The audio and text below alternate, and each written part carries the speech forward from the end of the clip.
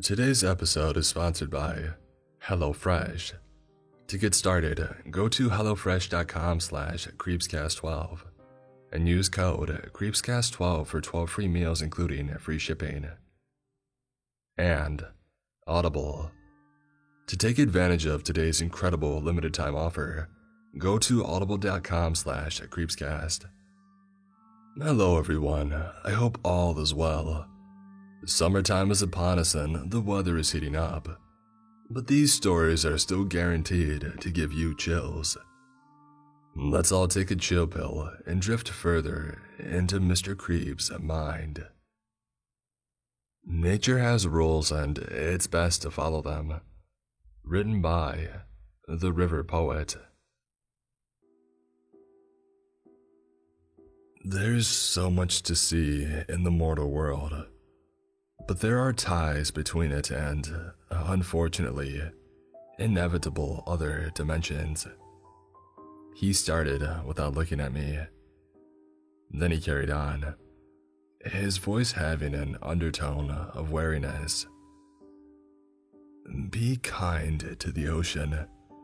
Treat it as if it were your closest friend, and you were right beside them on their dying bed.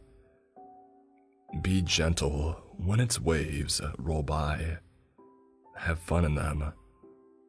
Don't swim too fast. It'll assume you want to play a game that you don't want to know of. Don't throw things. It might be small objects considering just how huge the mass of salty water is. But trust me on this one. Don't kick the sand. You don't want to disturb the beings that find comfort just a short distance from the surface. Give it back its seashells. Only some humans know why, and the ocean was merciful enough to let them survive. Talk to it. God knows how lonely it gets being trapped in constantly drowning. You might just let at least one spirit free. Don't steal from it more than it gives. Who told you that it was okay to be that selfish in the first place? Of course, the only exception are pebbles. Take only one every single time that you stay. The ocean might find you rude if you don't, and it'll mistreat you next time, unless you go further out to its deeper waters. Then you pray. Don't confuse the life it hosts as the ocean itself, but that doesn't mean you should mistreat the things it sees as children either. If you follow all the rules thoroughly, you'll receive treasures further in your time here. Treasures that aren't material, just like the ocean, even if there aren't any obvious connections.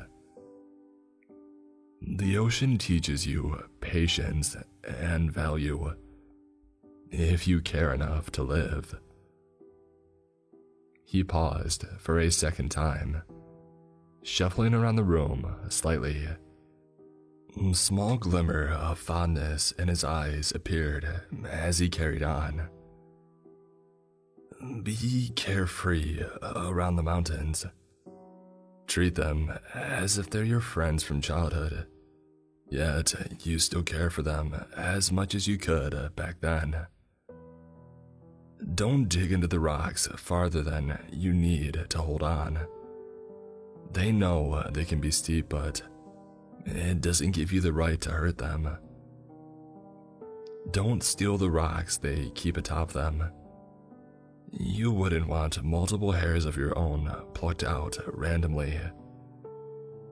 Listen to the breeze.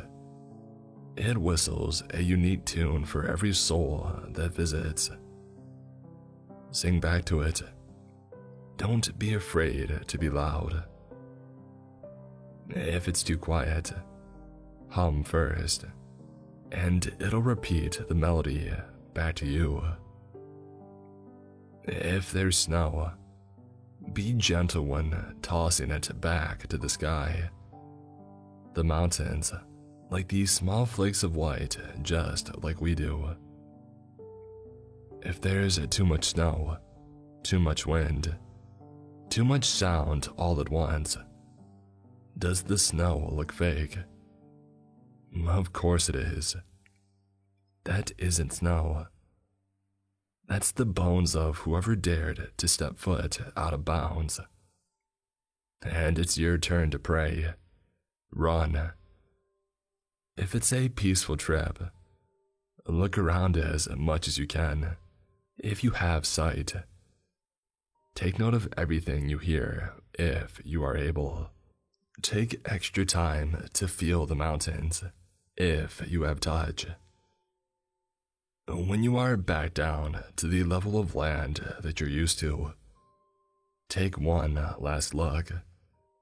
The longest out of all when you lingered on the top. It's a common wonder you'll want to remember. The mountains teach you how to smile again, and that it's going to be okay. He finished with a small smile tugging at his lips, taking a moment to reminisce. Glancing in my direction, but not directly at me, he opened his mouth as the glimmer was replaced with a subtle glare. Be careful in the forest. Treat them like they are a possession that's haunted, because that's exactly what they are. No matter how spread out the trees are, none of them in an area large enough to be considered a forest. They aren't innocent. Never stomp on the grass. The ground doesn't take more treading than it has to. Never carve anything into a tree that you didn't nourish yourself. They don't owe you anything, nor will stand pain. Don't take more berries than you need to. The forests don't tolerate any amount of loss. Don't climb fragile trees. They're too young. Don't climb rotten trees. They're already dead. Give them peace. If you want to climb, find the steadiest tree with the least sinister aura. There are rare ones that are willing to show you their world. Forests don't host animals. They tolerate them because they are selfish and can show them off as possessions. If you ever come across an abandoned staircase, no matter how sturdy or new or welcoming it looks, do not climb it at all costs. If you are foolish enough to climb, don't even bother praying. When you are out of the forest, don't look back, but kneel and bow with your eyes closed in front of you. After that, run. The creatures don't play games. The forest teaches you caution and mindfulness, if you have good wit. He let out a long sigh, as if just forming these sounds to communicate the rules were causing him great pain. Taking a step forward and reclaiming his smile, his tone returned back to normal with hints of glee. Be selfish with the fields. Treat them however you want, but even they have their limits. If the first place you visit are the fields, there's a much more limited amount that you can take. Admire the flowers, but take no more than 3. Sing to the open area, no matter who you are. It gains trust in giving attention. But don't have a clearly awful or too prideful attitude. The fields are close to beings with swamps, and No mortal understands how easy it is to shapeshift to things another thing is close with. But if you visited all the places I mentioned before, and in order, the field already knows who you are. And then you're free to take a bouquet of flowers. Make sure to give it to the person nearest and dearest to you, which should be yourself. Pet the small black cat that will appear seemingly out of nowhere. Shower it with attention, and it'll give you the best feeling of love if you were ever heartbroken. Perform anything you want. Let all your feelings out. Scream even. The field's treasure be entrusted enough for them to be able to see your vulnerability, and they would never tell a single other soul. The clouds might even form unknown beauty if you're truly special. When it's time for your departure, say your goodbyes out loud and compliment them on any feature. The fields teach you healthy amounts of selfishness and expression, if you're brave enough. He pondered for a moment, wondering about what to mention next, and waved a hand dismissively, more to himself than me wanting to ask something, as he had talked once more. Be open-minded with old villages. Treat them like an old veteran from the war. You never know what they've witnessed without being able to speak. Now, don't bother visiting every single house. That's just pointless. But do visit the library if there is one. The village needs to let out its knowledge of events in one way or another. Read any book, and it's encouraged to take at least 2. Be sure to read them back home. Learn the song of the village houses. You can hear the rhythm and how the natives work, the beat and how the natives talk, the melody in which the old lady hums. Don't be loud at any point, unless there's an emergency, which can result in the death of every soul living there. The peace will be disturbed when you come, so leave as quickly as possible. A week should be more than enough. Don't take any pictures.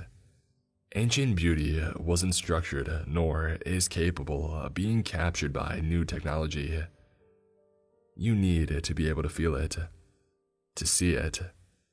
Speak only when spoken to, unless you need directions.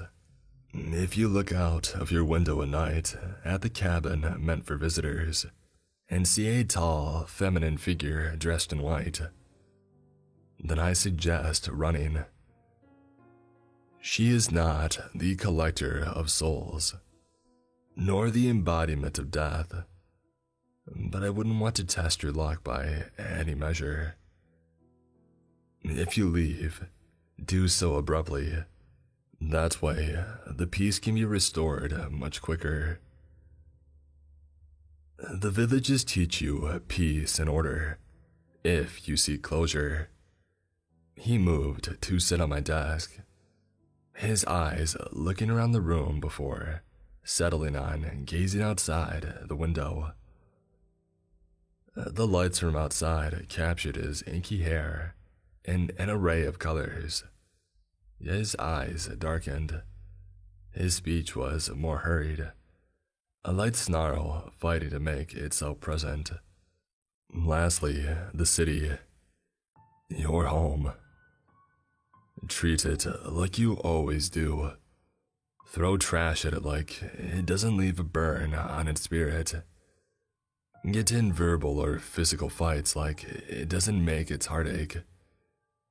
Neglect yourself because of the society that proves itself to be not worthy of existing every second. Feel sorry for the people outside, even though you know you can do something to help. Get wasted to forget a precious understanding of the world because you think you can't handle the negativity. He stopped himself, choking back his tears, but couldn't bring himself to look at me properly just yet. His voice came out as more of a whisper, some of his calmness returning. I couldn't tell you that was sarcasm fueled by anger and frustration that I couldn't help you before this. Then, check how much common sense you have. He took another deep breath in, taking his time to stand up, then to walk to me, then to lean down, and then to take my hands, holding them with care I hadn't felt before. His voice filled the room a final time. I know I should have come to the rescue earlier, to explain all of this more thoroughly, to warn you better. His voice thinned and quieted. So, just do me this one favor for now. The silence following the statement sent chills up my back. I had so many thoughts to organize and more ideas pouring in by the millisecond on what his favor was. But they were cut off by 4 very, very simple words. Don't look behind you.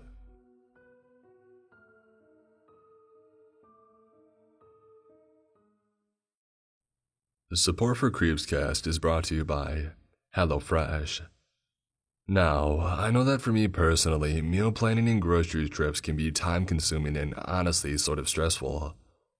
That's why I'm thankful that HelloFresh has helped me ditch all of the negative aspects about whipping up some home-cooked meals, and instead, it lets me focus on the best parts, all while saving a significant amount of both time and money. HelloFresh is America's #1 meal kit that provides you with fresh, pre-measured ingredients and an amazing array of seasonal recipes, all delivered right to your doorstep. The variety is fantastic, with more than 27 recipes to choose from each week, including everything from vegetarian and calorie-smart choices to craft burgers and gourmet options. The quality of ingredients ensures that every meal you prepare is full of flavor and is downright delicious. Just last night, I had the pleasure of preparing some mozzarella-crusted chicken with blistered tomatoes and potato wedges. And let me tell you guys, it was even better than it sounds. I can't recommend HelloFresh enough. To get started, go to hellofresh.com/creepscast12 and use code creepscast12 for 12 free meals including free shipping. That's hellofresh.com/creepscast12 and use code creepscast12 for 12 free meals including free shipping. Thank you again to HelloFresh, America's #1 meal kit, for sponsoring today's episode. I started a job at an old warehouse. They had a list of strange rules. Written by Clanks.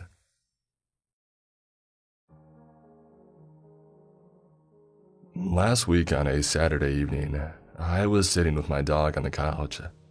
I had the TV on in the background and I sat there reading the daily newspaper.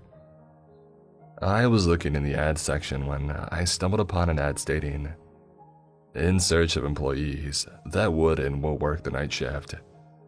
And my eyebrows shot up in excitement. $28 an hour. Holy crap, that's good pay for a workhouse night shift job, I said as I giggled to myself. I got up and grabbed a notebook and pen, and wrote down the number. I put the newspaper on the coffee table. I sat back down on my couch and I flipped to channel 54. I sat there for the next few hours, flipping back and forth through the channels, trying to find something enjoyable to watch. It's getting late. I better head to bed, I said to myself. I shut off the TV and started heading to the bedroom. I opened the bathroom mirror and grabbed out my toothbrush and toothpaste, and I began to brush my teeth. I then heard a strange noise coming from my bedroom. I froze for a second, listening, but then I started to walk into my room with my toothbrush still in hand. The noise was coming from the window. That's weird. Maybe it's a tree branch smacking against the window, I thought to myself. I stepped back into the bathroom. I finished brushing my teeth and then proceeded to walk back into my room. I shut off the bedroom light and laid down in bed to fall asleep.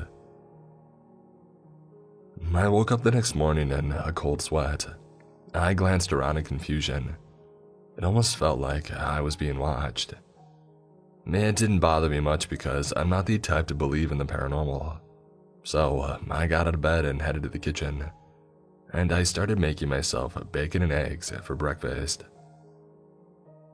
I glanced at the ad again, and then took out the notebook and called the number to apply for the job. My call was answered by a nice man.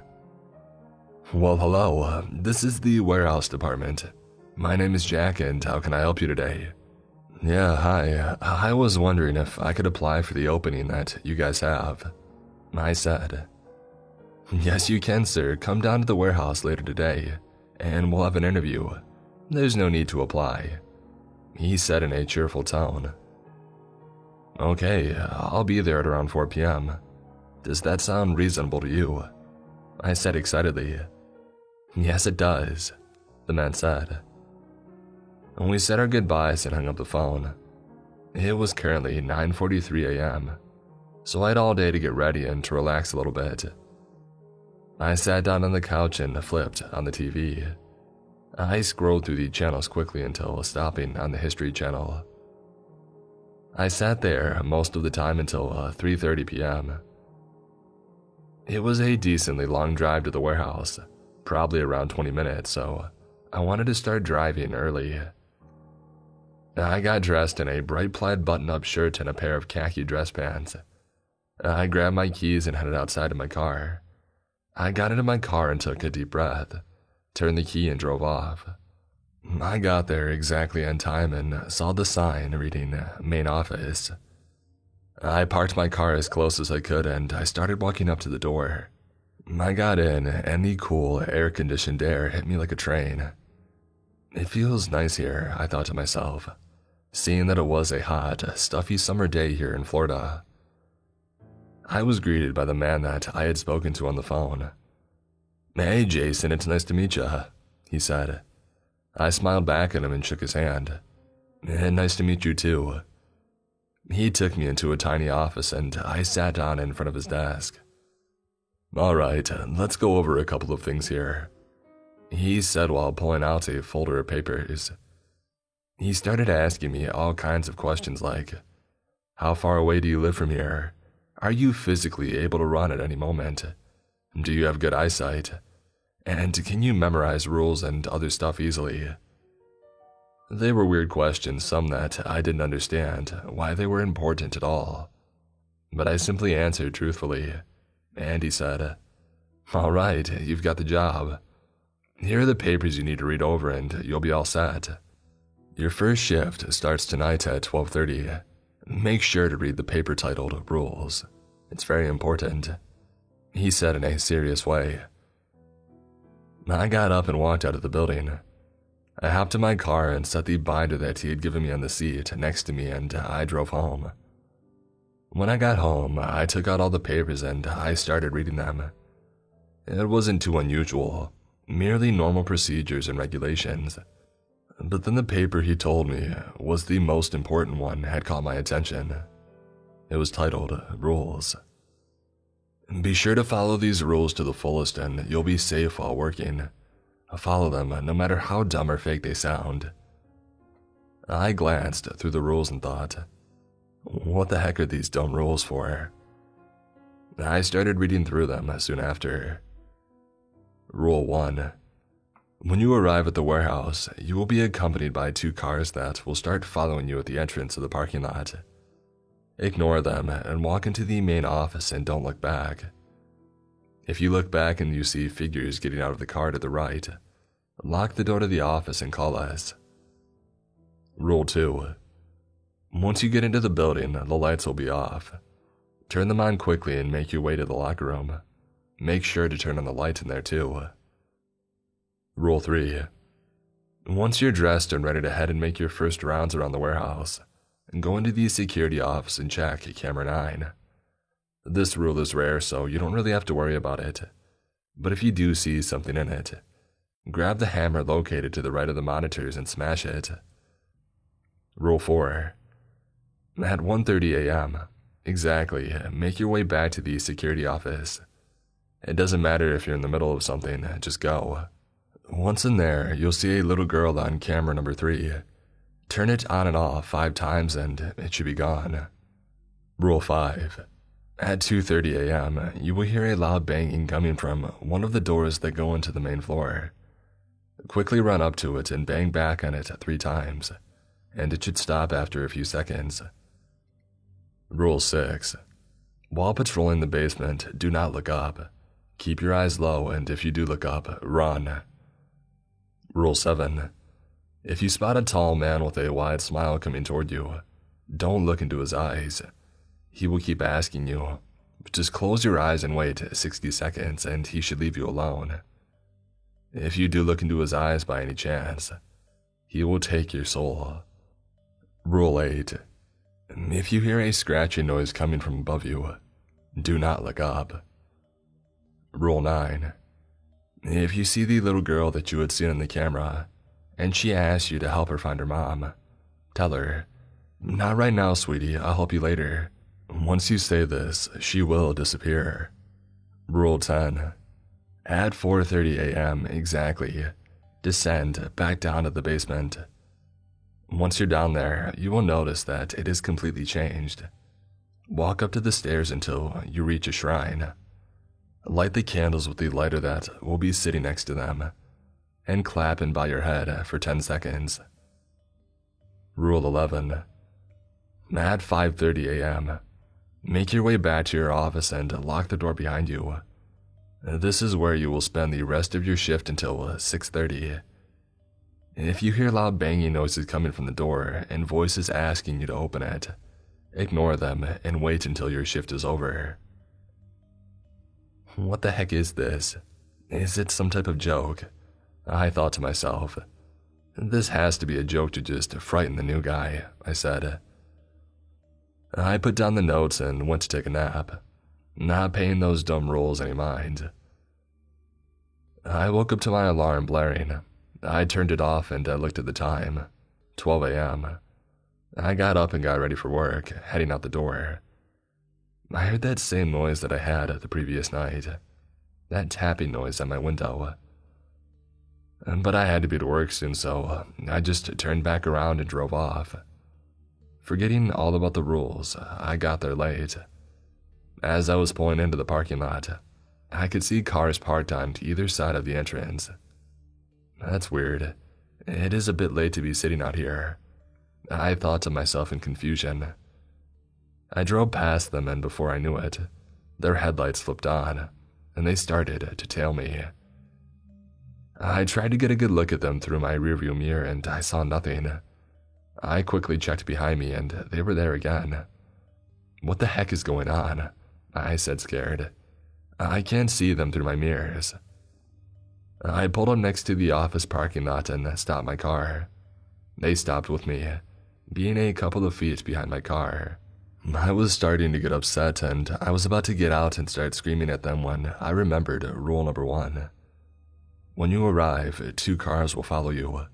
Ignore them and proceed to walk into the building. This isn't funny, I thought to myself as I got out of my car. They're taking this too far, this little dumb prank of theirs. I started to walk up the cars when the door swung open and a giant white creature hopped out. I froze for a second and then started running to the door of the main office, opening the door and slamming it shut in one motion. Banging erupted from the other side of the door. What the heck is going on here? That thing didn't look human, I said to myself as I held the door from coming off the hinges. I quickly flipped on the light and dialed the company number that was on the paper of rules. The lady answered and I started screaming. There is something trying to kill me. I had a million questions running through my head at this point. Stay calm, sir. Let me guess, you broke rule number 1, she said while giggling. This isn't funny. What was that thing outside? That white, tall creature? I said while trying to hold the door shut. Oh, it's the Watchers. They keep the building safe from anybody trying to get in after hours. They don't know you, so they're just trying to keep the building safe, she said. Just wait a few minutes. They'll get bored and return to the entrance, she told me. But I can't hold this door any longer. I'm afraid they'll bust in if I try to move away. Sir, just calm down. That door can hold a lot more than you think, she said in a more serious tone now. I stepped away from the door and the phone hung up. The banging stopped for a while and I slumped onto the ground. This can't be happening. This can't be real, I said to myself in an attempt to calm myself down. I read back through the rules and decided after what I had just experienced that I had to follow them. A bunch of thoughts were still running through my head. Like, what were those things? Was the lady lying to me about them because they were some sort of guard system? Wouldn't they have told them that I worked there? And what exactly was my job here? I sighed and went into the locker room. Turning on the light, I got dressed for work. My shift was about to start. I grabbed the rules and I read them again to make sure that I had them down. Whatever was going on here was true. I walked out of the locker room and checked out the barred window adjacent to the main door. The cars were gone. I had to start my shift, so I stepped into the security room and I checked camera 9. There was nothing to be seen, so I began to make my rounds. The aisles of the warehouse were quiet and dark, almost as if I was walking down a path in the forest at night. But still, I had a feeling in my chest that I was not alone. I strolled into the second aisle of the warehouse. It was littered with crates and packages from the right and to the left of me. I shined my flashlight onto the tall shelves, making sure no one was hiding in them. I then heard a noise coming from behind me. It sounded like footsteps rapidly approaching. I darted around and shined my dim flashlight down the long dark aisle. There was nothing there.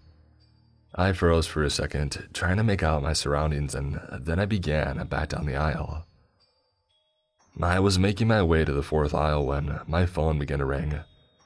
I recoiled from the sound since the dark atmosphere of the warehouse had me on the edge of my toes. I pulled it out of my pocket, still ringing. I looked down at the caller ID. It read, "Brother." A flush of fear and anxiety rushed through my entire body. My brother had passed away 13 years ago. I quickly answered the phone and shouted, "This isn't funny anymore. Who is this?" I didn't get an answer, only heavy breathing on the other end. It sounded like whatever was on the other side of the line had just finished running a marathon. I sat there waiting for a response for the following minute, and then the phone disconnected. I just wanted to get out of this horrible place, but I couldn't. The fear of those things that guarded the gate kept me in here. I was trapped. I took a last glance at my phone. It read, 1:30 a.m. Crap, I thought to myself, thinking of Rule 4. I quickly sprinted back to my office and slammed the door shut, locking it. And I flipped to camera 3. My heart began to race, and I got goosebumps all up and down my arms at the sight. There was a girl. She appeared around the age of 4 or 5, standing there holding an old beat-up teddy bear. I swiftly turned on and off the camera 5 times. Each time, I noticed the devilish smile that she was making. Once I had finished, she was gone. I sat down in the chair, gasping for air after all the running I had done. I collected myself a moment later, and returned to the main floor and began my rounds once more. I finished up my rounds of the first part of the building rather quickly, and I made my way down to the basement. As I walked down the stairs leading to the basement, I sensed a change to the atmosphere. It almost felt like I was being watched. The feeling was coming from right above me. Rule 6. While patrolling the basement, do not look up. Keep your eyes low, and if you do look up, run. I remembered and kept my eyes low. The hallways of the basement were tattered and dusty. It looked like nobody had been down there in decades. Cracks on the floor and walls, ancient books and crates scattered around. It was completely pitch dark. The only source of light I had was my flashlight, which only lit up around 3 or 4 feet in front of me. As I wandered there, I felt a constant urge to look up. It was always in the back of my mind all the way through, though. Look up, look up, look up. No, I told myself. I was making my way back towards these stairs after I finished my round in the basement. When I rounded the first corner, I froze. What I saw in front of me was the little girl that I had seen in the camera. She was standing there with a big wide smile and holding the same teddy bear, but I could see it much clearer now. It appeared normal for the most part. Besides, there were a set of human eyes and fingernails as claws. I almost wanted to vomit at the sight. "Hey, mister, can you help me find my mommy?" she said. Her voice didn't sound human at all. It sounded demonic and evil. I worked up enough courage to yell at her from the frustration and fear that I had been through tonight. "No, I can't. I'm busy right now, little girl." As I said this, she began to transform into an enormous goat-like creature and said, "You broke the rule." She had an impossibly wide smile, much bigger than before. In a quick motion, she picked me up and threw me against the wall next to us. I noticed multiple pops in my chest and back, and I coughed up blood on impact. I then grunted in pain. "I broke Rule 9. I blacked out. As I began to wake up, I felt a sharp pain in the side and back. As I struggled to sit up, I remembered what had happened. I broke Rule 9 and that thing had attacked me. As I got up, I felt like I was about to pass out again. I checked my phone and it said 2:38 a.m. I had been out for around an hour. I began to make my way up the stairs, holding my chest and back. As I got up and walked through the door, I heard a loud banging coming from across the warehouse. I took out my bloody, crumpled up rule sheet and read Rule 5. At 2:30 a.m., you will hear a loud banging coming from one of the doors that go into the main floor. Quickly run up to it and bang back on it 3 times, and it should stop after a few seconds. I tried to run, but I couldn't. The pain in my chest and back was too much for me to handle, so I slowly advanced towards the sound. As I got up to it, it sounded much more intense, like it was getting more frantic by the second. I banged on it 3 times, but it didn't stop. I began banging harder and harder until there was a huge dent in the gigantic metal door. I slumped over onto the door, not caring anymore when, out of nowhere, it stopped. I began to cry and I asked myself why I even came here in the first place. Was it because I wanted the money, or simply wanted a new start and a new job? I sat there for what seemed like 30 minutes, and I told myself that if I wanted to get out of here, I had to finish all of my tasks. I got up and made my way to the second part of the building. As I got up to the door, a foul odor came from the building. It was the worst smell that I'd ever smelled in my life. I threw up onto the cold hard floor below me. It smelled like death, like something had been rotting in here for months. I plugged my nose with my fingers and I used my other hand to hold the flashlight. Still in intense pain, I stumbled down the first aisle. After finishing it, I went to the next and then to the next, and so on. Once I had finished my rounds, I glanced at the clock. 3:26 a.m. I then made my way to the last part of the building. While walking there, I heard a strange scratchy noise coming from above me. I stopped and froze in fear. I looked up to see what the noise was, and I wished that I didn't. 2 large, bright red eyes were looming above me. I started running, adrenaline rushing through me. I had forgotten all about my injuries. I was about to get to the door when a tall man rounded the corner. He had a red suit on and dark dress pants. I stared up at his face by instinct, and what I saw gave me goosebumps. His face was blank and pale. The only facial feature he had was a long pointy tongue coming from where his mouth was supposed to be. I stopped for a second and began to run once more. I had two things chasing me. I got to the door and I slammed it shut, locking it, and loud banging erupted from the other side. I looked around and spotted an exit. I gotta get the heck out of here, I said to myself in an exhausted and painful tone. I rushed over to the door, swinging it open, and I continued out. The humid air hit me like a train as I bolted towards my car. And then the two cars that had followed me into the parking lot turned on their headlights and began approaching me. I got to my car and I checked my pocket. My heart sunk through my chest and I realized something.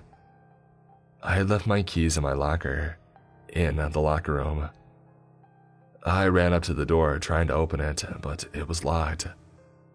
It was still locked from when I had locked it earlier tonight. I turned around and rushed into the woods next to the building. I ran for 10 minutes until I stopped to catch my breath. I gasped for air, and the pain in my chest was so intense that I wanted to vomit. I needed treatment because I was losing a lot of blood from a deep cut that I had on my lower back. I limped to the local emergency room, which was about a 20-minute walk from here. I arrived at the emergency room, stepped in, and collapsed on the hard tile floor. I could hear running and screaming all around me as my eyes closed and my vision faded to black. I woke up to the sight of a bright light shining from the ceiling. It took a moment for my eyes to adapt to the room. I was in a hospital room, lying down in the bed with all kinds of IVs and tubes sticking in me. I heard the sound of a woman saying, "He's awake." A huge crowd stormed into the room, and they began asking all sorts of questions as I zoned out. Reality finally set in, and I remembered what had happened at that warehouse. I couldn't tell them what happened, no one would believe me, so I made up a story. I said that I was attacked while taking a midnight stroll around town. The police showed up and took my statement. It's been a few months since all this has happened, and I still have nightmares about that place. At night, I still hear that tapping. And once I got a good look at what caused the noise, it was the tall man that I had encountered at the warehouse.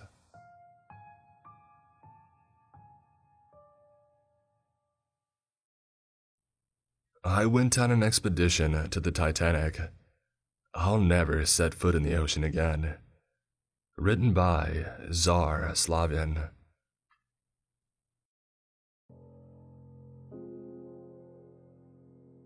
I guess you could say I was a weird kid. I went through a lot of obsessions in my early life. Phases where I would become obsessed with a topic for a couple of months, and learn everything I possibly could about it until inevitably, something else would catch my attention and I would move on.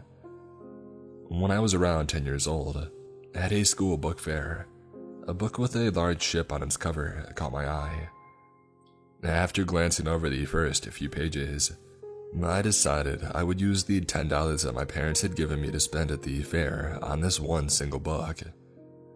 Reading it would cement my fanatical interest in the ship that decorated the cover, the Titanic. Over the next couple months, I would devour and be able to regurgitate from memory countless facts about the ship, from the time that it was being built in Belfast to its untimely sinking in the North Atlantic that April night in 1912. I even managed to successfully annoy my parents into renting the huge blockbuster hit that had come out about it just a few years prior and letting me watch it, albeit with them skipping over some scenes. Time moved on, and eventually I found a new topic to occupy my interest, and I largely forgot about the Titanic. Although, to this day, I do still remember several facts which once even came in handy at a happy hour trivia night when I was in school for my PhD. I did eventually grow up, and I became a far less obsessive person, finding just one interest to occupy my time and eventually blossom into my career: microbiology. I had studied it in college and decided to go to graduate school for it, and I'm currently a professor at a relatively impressive private university, which I will leave nameless for privacy's sake, and I am able to pursue my passion with the relatively light compromise of having to lecture often hungover students about basic microbiology. I was working from home one night as my wife was preparing dinner when I got a call from a colleague at a different university who I've collaborated with before. Again, for privacy, I've altered our names. "Matt," I said, answering the phone. "Hey Dennis, how you been?" After a couple of minutes of exchanging pleasantries, Matt got to the reason that he called. "I'm about to conduct a study to see what kind of bacteria tend to inhabit shipwrecks. There are a lot of sites for us to handle, and I won't be able to analyze all the samples on my own.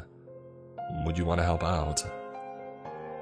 I understand that to the general public, anything that could come out of that study would be the equivalent to a couple sleeping pills. But for us, though, it was pretty exciting. "Yeah, of course," I answered. "Just let me know when you ship the samples my way and I'll keep an eye out for them." There was a pause afterwards.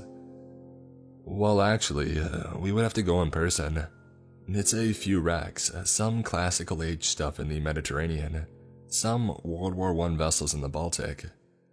I did get approval actually today for the Titanic, which I wasn't expecting." Dennis continued to drone on and on about how he had to fill out countless forms and basically learn to speak Lithuanian in order to complete the necessary paperwork. But all I could notice is that my curiosity had been piqued. I hadn't thought about the Titanic in a long while, but an opportunity was presented for me to visit the site itself. I agreed. The next few months were relatively busy with all the preparations needed to go on these expeditions.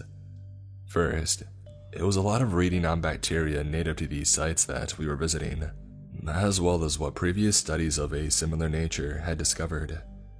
Then, there were also the protocols on operating with submersible vehicles that we would be in. I was told that I was learning all of this mostly for emergencies, as these submarines would all be manned by someone with 2 decades of experience in doing so.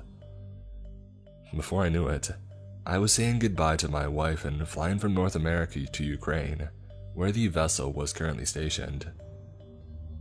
I met Dennis in the port city of Odessa, where we spent a day catching up and comparing what pre-existing literature we found on the topic. The next day, we went to the docks to check out what we would be floating home for the next few weeks.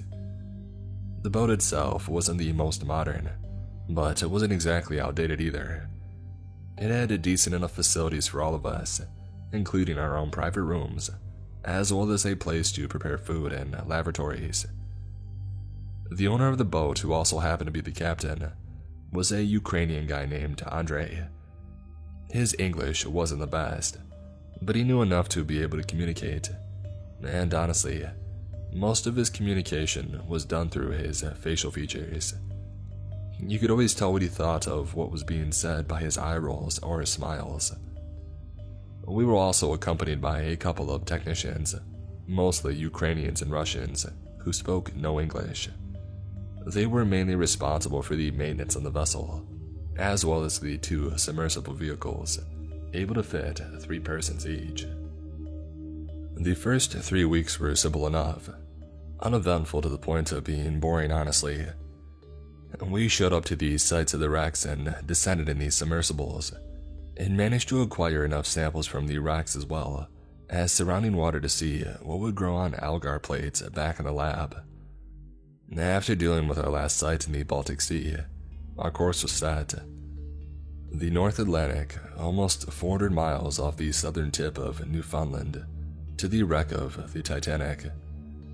It took a couple of days for us to get there, which were mainly passed by drinking hard liquor in amounts that I hadn't seen since college, and by playing cards, which was interesting when we couldn't fully communicate with everyone due to the language barrier. We reached the coordinates closer to the evening, and it was decided that we would go down to the wreckage first thing in the morning. As we were getting ready that night, Dennis had received an email from a colleague of his to have a video chat. Assuming that this was going to be something microbiology related, Dennis asked me to join in. The first few minutes of talking with his colleague went about as expected. He was very friendly, and mainly it was just some introductions and small talk between the three of us, with her asking how our field work was going so far, and Dennis asking how everything was going back at the university at home. Nothing too out of the ordinary. And then the smile began to vanish from her face. "Listen," she said. "I heard you guys are going down to the Titanic." "That's right," Dennis replied. "I've never been there myself personally, but I know people who have. Some people who've gone down there a few times. It's theirs. Listen, just do me this favor. Don't spend more time than you have to out there." "What?" I had asked, confused. "Just trust me on this. Don't spend too much time down there. And promise me, please promise me that if you think you see something moving, don't look." Dennis and I were both dumbfounded. Was this some sort of joke? I don't understand, Rose," Dennis started. "I can't explain it myself. Like I said, I've never been down there. I just know people who have. Just be safe down there. It's way deeper than all the other wrecks you guys have gone to, and it's way far out from everything. Be safe." "Okay, we'll be fine. I'll see you back at the lab in about a week." And with that, Dennis signed off. We exchanged glances. There was no doubt between us. That conversation had taken a very weird turn. Dennis appeared to be a little shaken, but made some comment under his breath that Rose was very smart, but also had a reputation of being a bit eccentric. We went to the dining table and passed some time playing cards with Andre and the maintenance team. The next morning, I met Dennis and Andre on the deck as we made our way into the submersible. It was slightly cramped for 3 people, but it made a little sense to take down both just to have some more legroom. With the 3 of us inside, the vehicle began its descent down. It did become slightly unnerving. All the past wrecks were not so deep that there wasn't at least a little bit of sunlight, but here after some point, it was pitch black. We turned on the lights both inside and outside the submersible, and after some more time, it appeared. The bow came out of the darkness just as it did in all the pictures and movies that you've probably seen. It nearly took me by surprise. I was so enamored by the darkness that I forgot that we were visiting a wreckage site. But there she was, the Titanic. And never, not even in my wildest dreams as a 10-year-old reading every Titanic book I could get my hands on, did I think that I would ever be able to see the wreckage for myself. The romanticism of the moment faded as I remembered the reason we were there, collecting wreckage and water samples. We started at the very tip of the bow and worked our way down the wreckage. We scraped off some of the rust and organic material that had accumulated on the railings, as well as samples of water right around the wreck. As we were making our way towards the back of the wreckage, I saw Andre turn his head with a confused look on his face. Neither of us said anything, but at some point, Andre shrugged his shoulders and we continued on with our work. We kept making our way to the back, and at least twice, I saw Andre turn his head and appear to look out into the darkness. "Is something wrong?" I asked. Dennis turned so that we were both facing Andre while he was able to look past us out towards the wreckage. "It's nothing. Andre stopped mid-sentence. We stared at him, waiting for him to continue on. but he just kept staring, with a blank expression on his face. I glanced over at Dennis with a worried look, one that he reciprocated. As I turned my gaze back at Andre, his eyes got wide, and he screamed. Andre had a deep and booming scream, and the fact that we were in a tiny enclosed metallic space made his scream echo all the more painful. As Dennis and I jammed our ears shut with our hands, Andre lunged forward, grabbing a hammer from the always open toolkit, and smashed the light switch repeatedly. The lights were out, and we were in pitch black darkness, and Andre finally stopped screaming. It was eerily quiet, and the fact that we couldn't see anything only made it that much more unnerving. Matt? Dennis stuttered. I'm here. Andre. There was no response. Andre, we need to get back to the surface. Please, can you do that for us? I asked. No response. I could feel Andre's presence there. Obviously, there was nowhere for him to go. But still, I got no response. Andre, please. I felt him stir a little bit and move in the direction of the control board. I heard him start to fumble around. He was probably having issues due to the darkness. As we were waiting for something, anything to happen that could convince us that this wasn't going to be our resting place as well, we felt something ram into the submersible, forcing 2 different expletives out of both Dennis and I. We heard Andre continue to fumble around with the controls. Please, we need to get out of here, Dennis said, his voice breaking with fear and desperation. Please. Again, the submersible shook as something unseen rammed into it. Dennis's voice was breaking with tears, as was mine, as we pleaded Andre to do something to get us out of there. As we heard a tapping coming from all possible sides of the submersible, we also heard a familiar and comforting sound, that of the vehicle ascending. It went slower than we remembered it at the other racks. I'm not sure if it was because the submersible was actually damaged, or if it just seemed that way because we were so scared. Not too much longer, we were able to see clearly again, as we had reached shallow enough water that the sun's rays were able to reach us. As I was beginning to appreciate my newly found ability to see once more, Dennis screamed. I turned my head to see what he was screaming at, and when I saw it too, I couldn't help but scream myself. Andre was dead. As I looked away to avoid looking at Andre's body, I saw something else that made my stomach drop. Handprints, all over the vehicle's front window, large and small ones, covering nearly every single inch.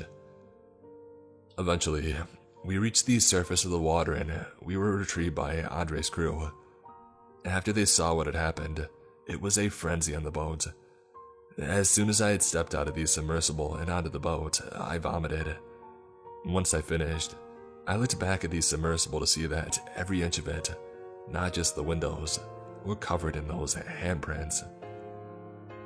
Despite being drained, I had to be the one who was in communication with the Canadian Coast Guard, since Dennis had locked himself in his room, and none of the crew spoke English. The Canadians were able to send someone over to pick up Dennis and I the next day, after which we never spoke again. I tried to see what information I was able to pick up about Andre, as I was sure an autopsy would be carried out on what appeared to be an otherwise healthy and middle-aged man. It took some digging, but I found that his death had been ruled back in Ukraine as what appeared to be a stress-induced heart attack. We never analyzed the data that we got from all those wrecks, although I did work up the courage to open these samples that we did retrieve from the Titanic and characterize those bacteria that were present. For the most part, the bacteria that were found were what would be expected in deep, cold and frigid water. Although, as I was going through the data, I did notice that the samples that we had acquired as we went further along the wreck of the Titanic started to have increasing levels of bacteria that are typically present in another environment. They were bacteria that are typically associated with decaying bodies.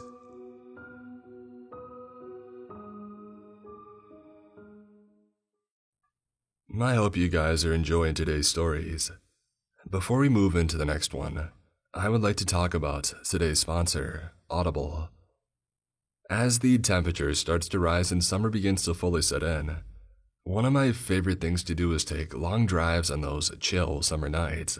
Nothing allows me to zen out more than listening to a good audiobook while I'm coasting along empty roads.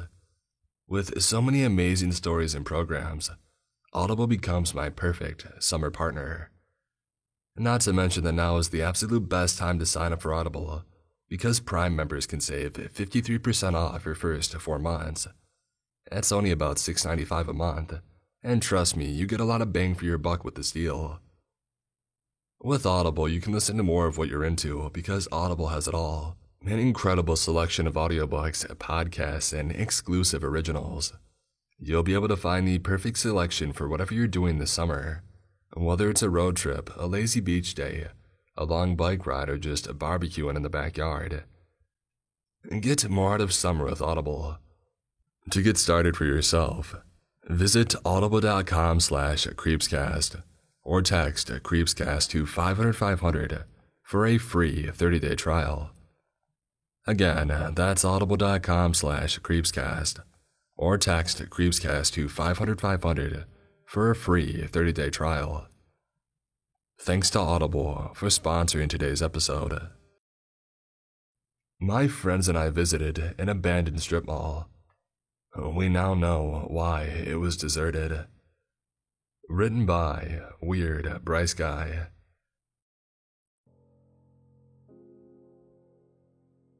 This epistolary account was found in the parking lot of an abandoned strip mall by a group of teenagers.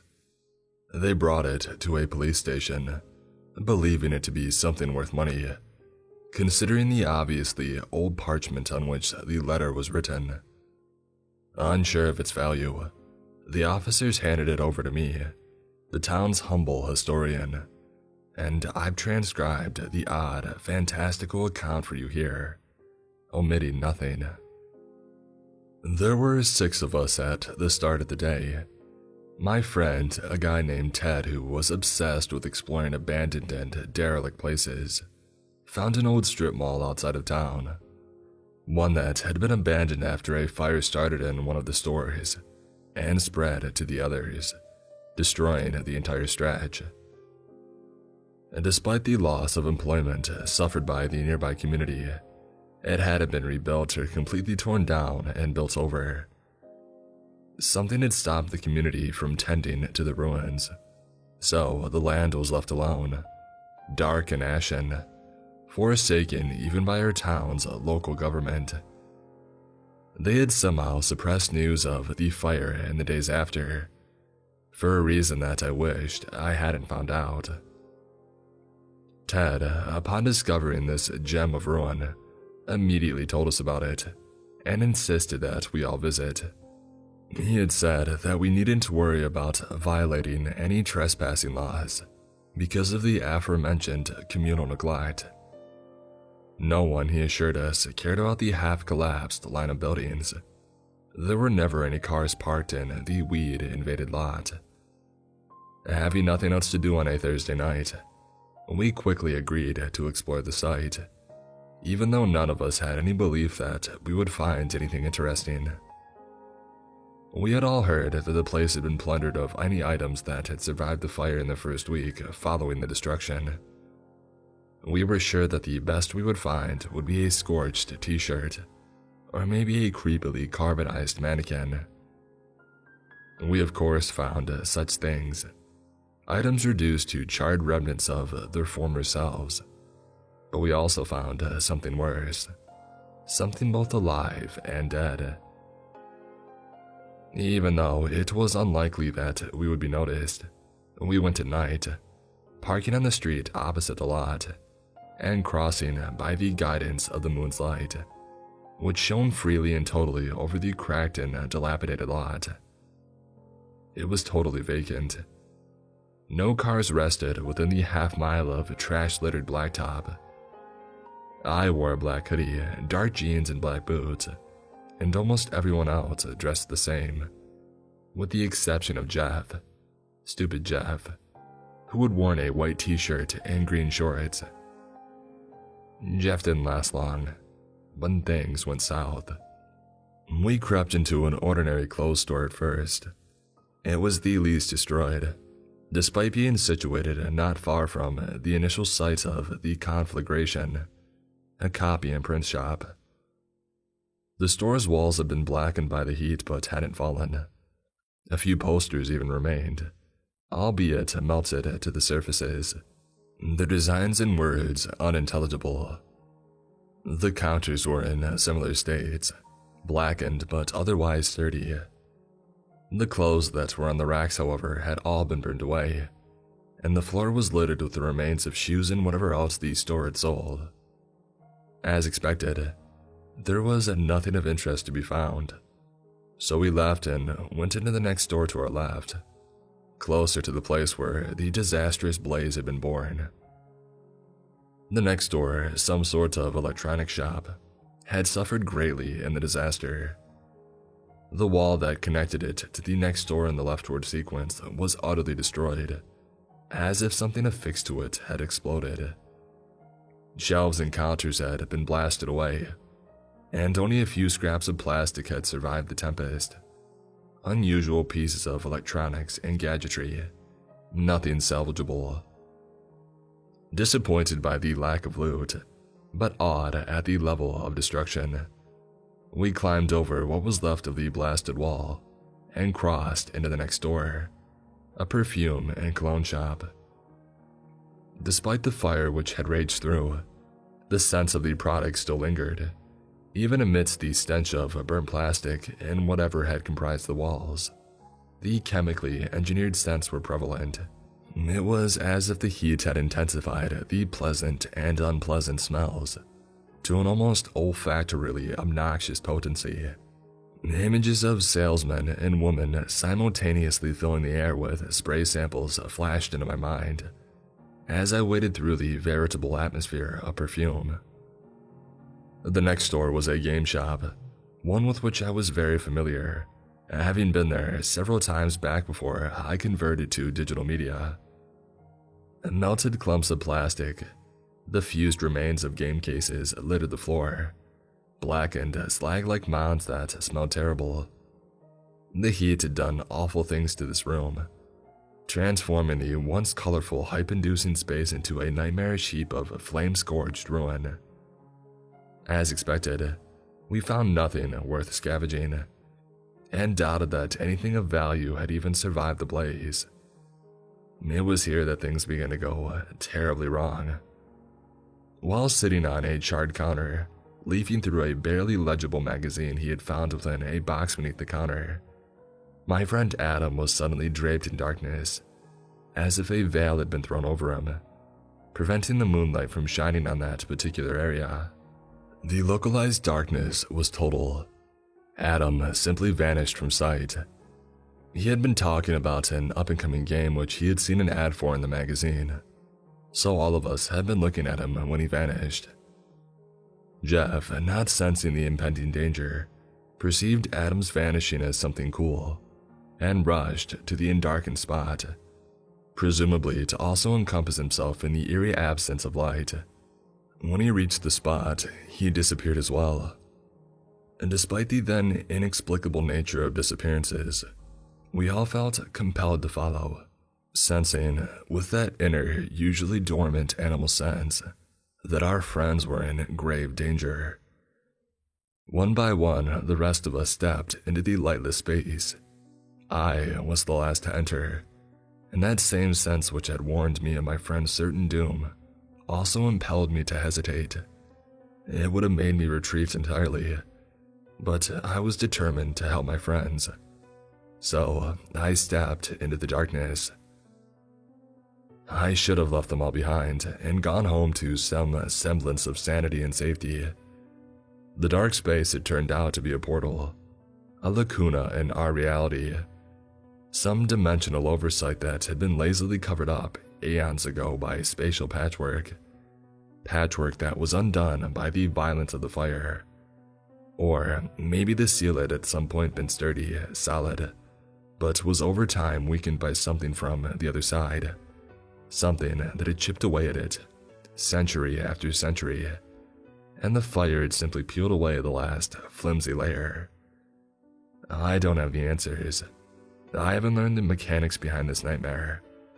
I just know that presently, I'm trapped here, and can only hope that my message reaches someone, somewhere. Despite its tenebrous portal, the space beyond the threshold of darkness was not devoid of light. I saw my friends illuminated clearly beneath a rusted chandelier, one that had probably been beautiful many millennia ago, but was now a faded shadow of its former self. There were 8 stems which curved from the central structure, but only 4 of the sconces held candles that burned.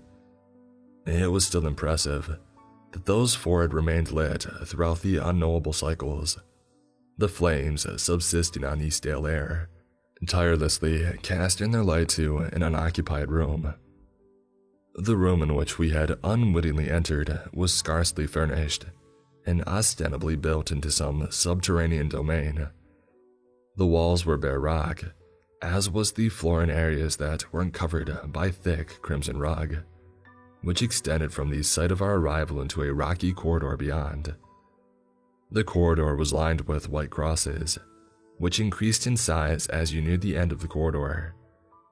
We left the apparent antechamber of this otherworldly space, walking slowly along a single file, and reading the gold-plated inscriptions mounted beneath the crosses. Initially, the inscriptions were unreadable, not due to the wearing of time but simply indecipherable from a linguistic perspective, bearing messages in languages that not one of us could begin to identify. It wasn't until we had reached halfway down the corridor that we began to recognize languages: Latin, Greek, other languages that Jeff indelicately described as some kind of European, and English eventually. As we moved forward, the process was reversed. We encountered languages barely recognizable, and then inscriptions written in words and symbols that seemed to belong to species other than ours, completely alien to anything we had seen before. But one thing all the languages had in common was the issuance of a warning, an ominous call to turn back. The message in English read, "It is here the Undying has been confined. Should you find yourself delving into this unhallowed place, I beseech you to turn back. If you seek death, you will not find him here. He shuns this abysmal hall as sewer rats shun the light. The Lord, even in the infinitude of his being, has conveniently forgotten to cast his light here. I do not know from what country, plant, or time that you have come, but if you are able, you must return. It is not death that awaits you, but the perversion of life." But like fools we pressed on. Were drawn deeper into the corridor by that self-sacrificing curiosity, which always coincides with fearful experiences of the supernatural. We were certain that the other inscriptions, despite our collective monolingual inadequacy, imparted these same ominous warnings. The corridor terminated in a barred iron door, and the crosses on the walls beside it were just as tall as its seemingly impregnable frame. A bar the size of my arm prevented the door from swinging outward, though this precaution seemed like an afterthought, compared to the various sigils and runes complexly engraved upon the door's surface.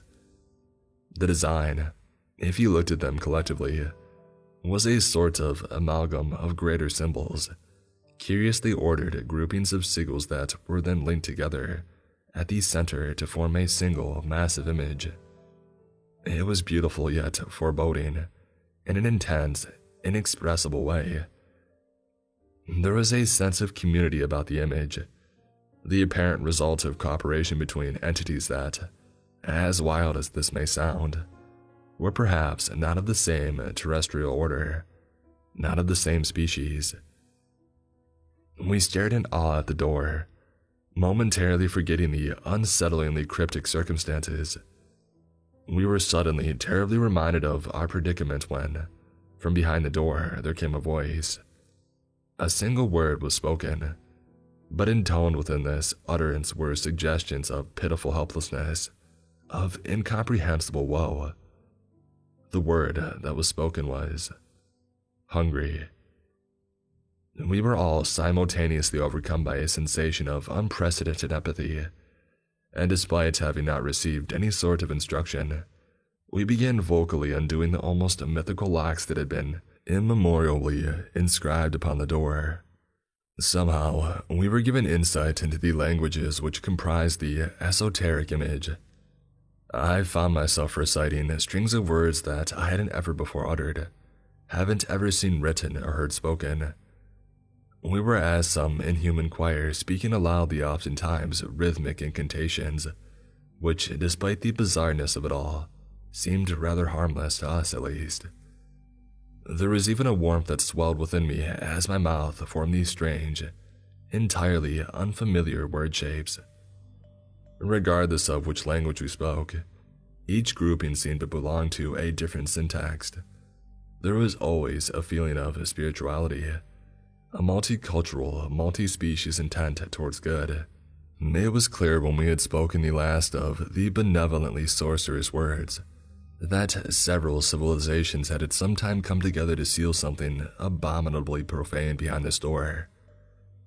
The lines and shapes of the great image flashed blindingly, but then faded away, leaving the door's surface entirely blank and the iron bar drawn back.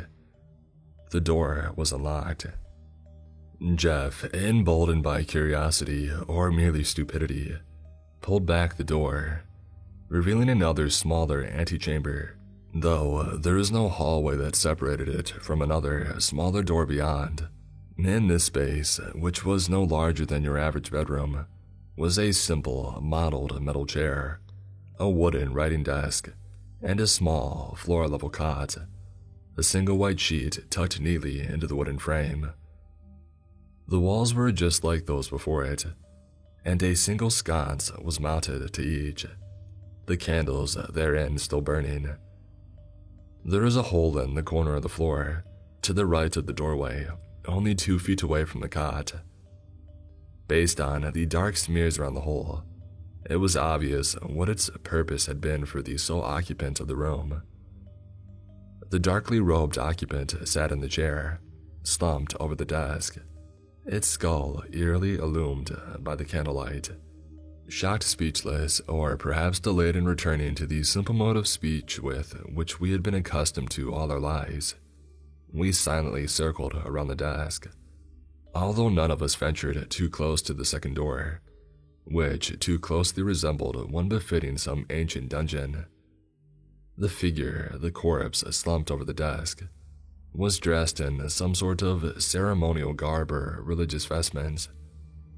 Their hands, just bones, rested in their lap, as if the person had simply dozed off in the middle of reading. The book beneath the desk-lane skull was unreadable, though not because of the language that was easily recognizable as English.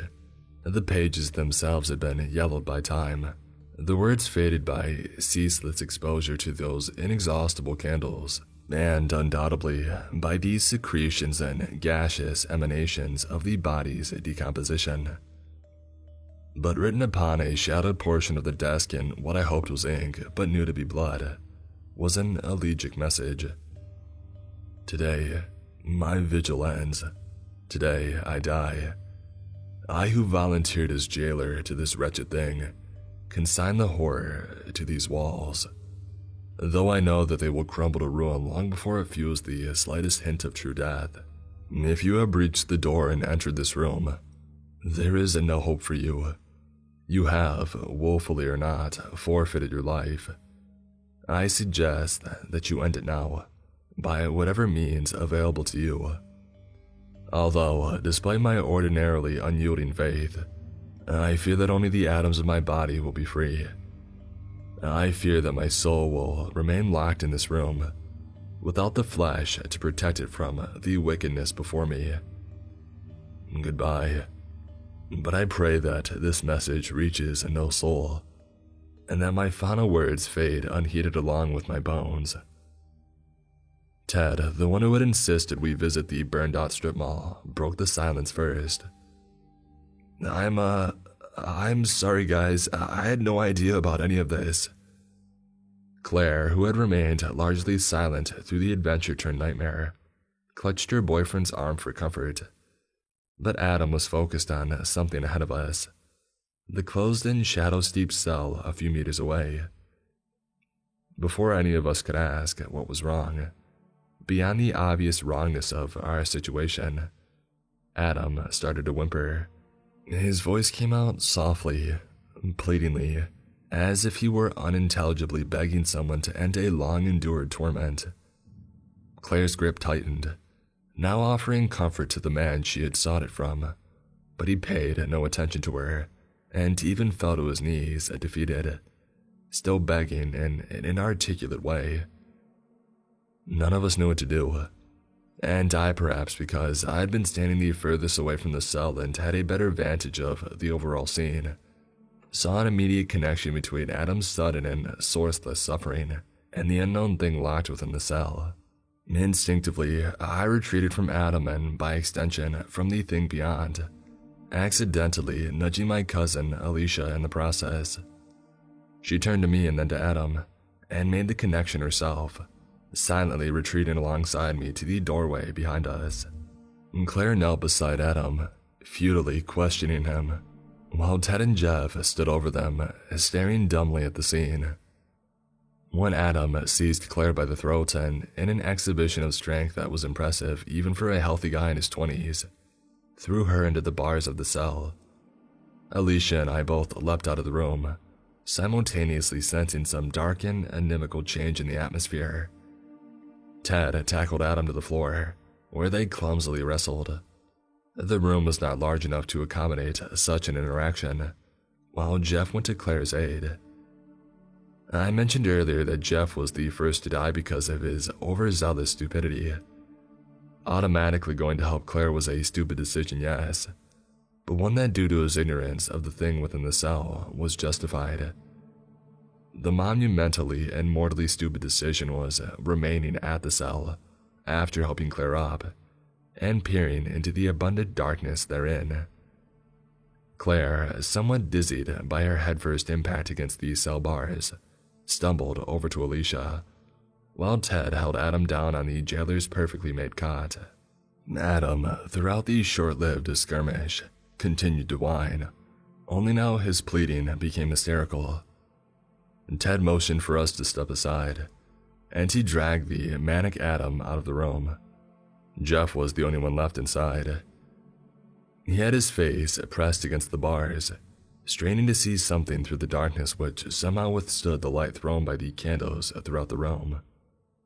We called out to him, pleaded with him to leave the room so that we could close the door, but he waved his hand at us and said that he could almost make out something in the back of the cell.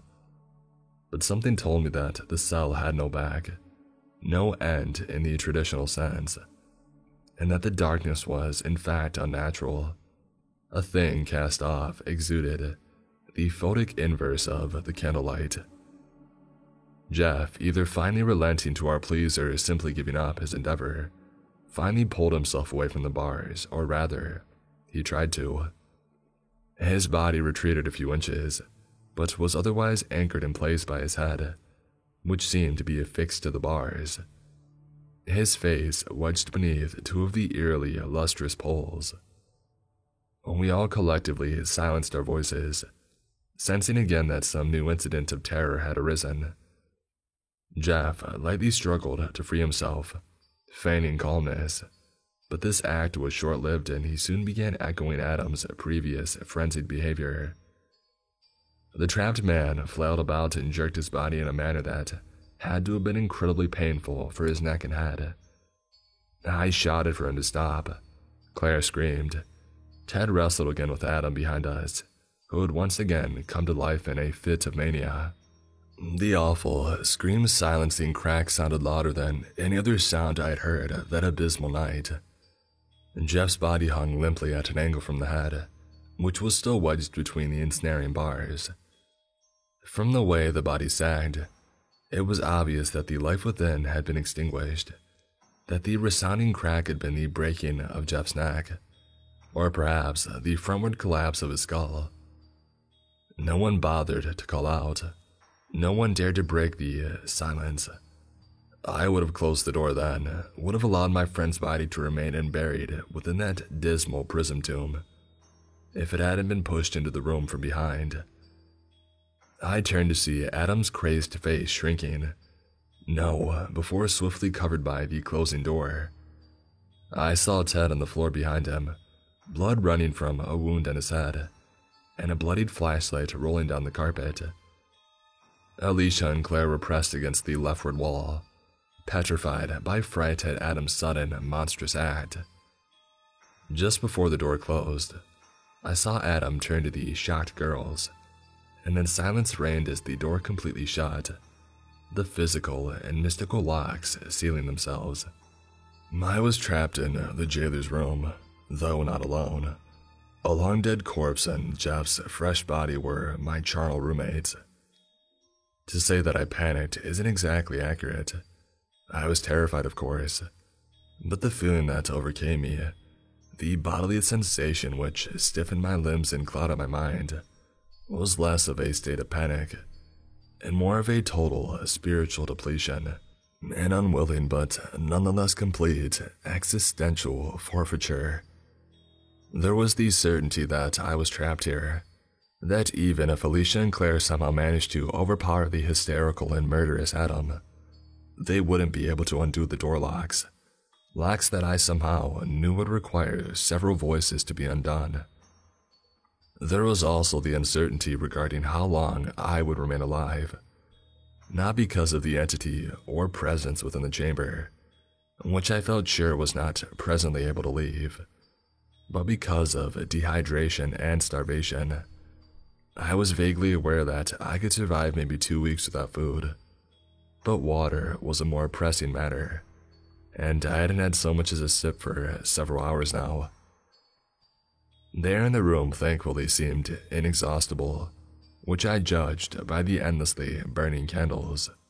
Despite being only meters away from the barred door and Jeff's still slumped corpse, I felt confident that I would not face physical harm, so long as I did not enter the area immediately before it. I sat on the cot, which was unyielding to my weight, an uncomfortably firm surface that I couldn't imagine having slept on night after night, year after year. There was a faint stench about the air, though I wasn't sure if it was from the aging corpse or Jeff's, or from something within the cell. This, of course, inspired a new fear, the idea that I would die from choking upon the miasmal vapors of decomposition. I rose from the cot and went over to the desk, careful not to disturb the corpse, which I feared would crumble to dust at the slightest touch. I scanned the surface and then, after gently moving the corpse-occupied chair aside, found a drawer. I opened it and found a journal which, like the blood-written words on the desk, was written in English. The journal detailed the life of the late jailer, which I won't diminish or disrespect by clumsily copying here. There was very little to do with the owner's present situation, which was entirely understandable. If I were in his position, willingly I should add, I'd probably want to reflect on the less horrible portions of my life as well. There was only one thing worth retelling. One section briefly covered near the end, but not at the end, discussed the prospect of communication with people outside the jail's confines. I scanned this section several times, making sure that I had not misread or misunderstood the bleak pronouncement. It essentially called for a spiritual Hail Mary, a final, irreversible attempt at exo-dimensional contract. Here is the short passage. Should the vampire escape or achieve an animacy resembling life, the jailer may unburden himself of his own life and allow his spirit to act as a courier of his word. After saying the requisite incantation, and absolving oneself of any graver than usual sins. The speaker's soul, encumbered with the necessary thoughts or messages, may traverse the outward gulfs to visit any desired locale and deliver to its people the final message of the vampire's awakening. If, however, no such event has occurred, then it is strictly forbidden to use this means of deathly communication. The incantation was written at the bottom, and due to its grim and essentially magical nature, I will not relate it.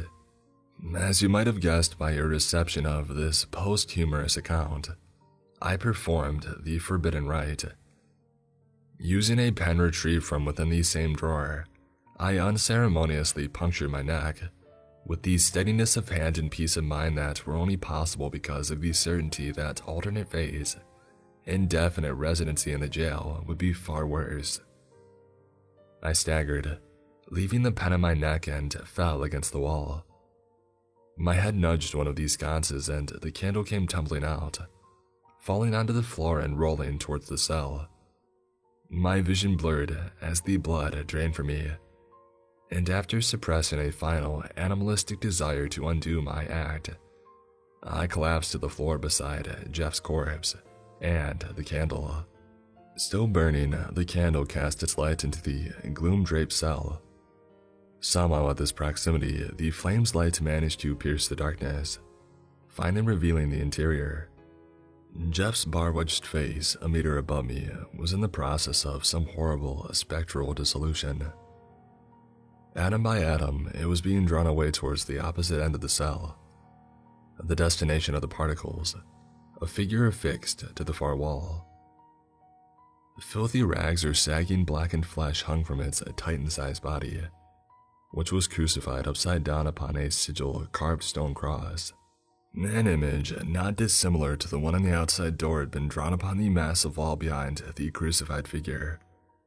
Although, unlike the image on the door, this image had been heavily worn by time, or the cell's assuredly unnatural atmospheric properties. As my life waned, I came to understand some of the truth, realized dimly the nature of the being imprisoned within this loathsome tomb. It was, and it still is, some kind of vampire, but one of a predatory order well beyond the folkloric entities with which we're all aware. There was a dark and dormant vitality about the thing, an essence of undeath that, though not conscious, was nonetheless powerful, spiritually potent in a way which can still induce hysteria and fits of violence in those who come into contact with it. Adam's mania was one side effect of such exposure, Jeff's bodily magnetism another. Why none of the others or myself never suffered some ill effect, I do not know. Perhaps due to the unconscious and therefore unfocused exertion of power, the effects being random and direct. The ultra-resilient and undoubtedly wicked soul, merely grasping at whatever it could find to reanimate the corpse, its home. Bleeding out takes a long time, at least longer than I would have thought. In the moments that have passed since my collapse into the floor, the vampire's body is not stirred. Jeff's face is now almost entirely absent. His glistening skull peers sightlessly towards that impartially resurrected revenant. I'm not scared anymore, just tired. I doubt Jeff's body alone will suffice for the vampire's necromantic rejuvenation. I doubt any small number of victims will. For a creature that has ravaged worlds that required the cooperation of star-crossed races to subdue and imprison, I doubt anything short of a great population would be enough. I suppose that in and of itself is a comfort, that my body following Jeff's will not sufficiently invigorate the thing. But with a morbid curiosity, I do wonder at what the creature is like when fully sated, truly alive. The sheer power must be both awe-inspiring and blackly nightmarish.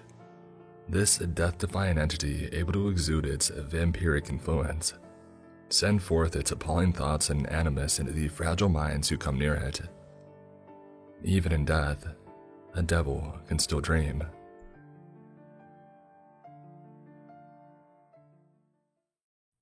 I worked the night shift at an abandoned middle school. There was a set of rules, written by Clanks.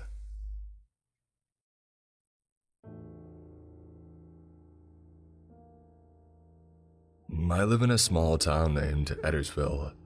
I have lived here my whole life. I'm 24 and living alone in a 2-story apartment building.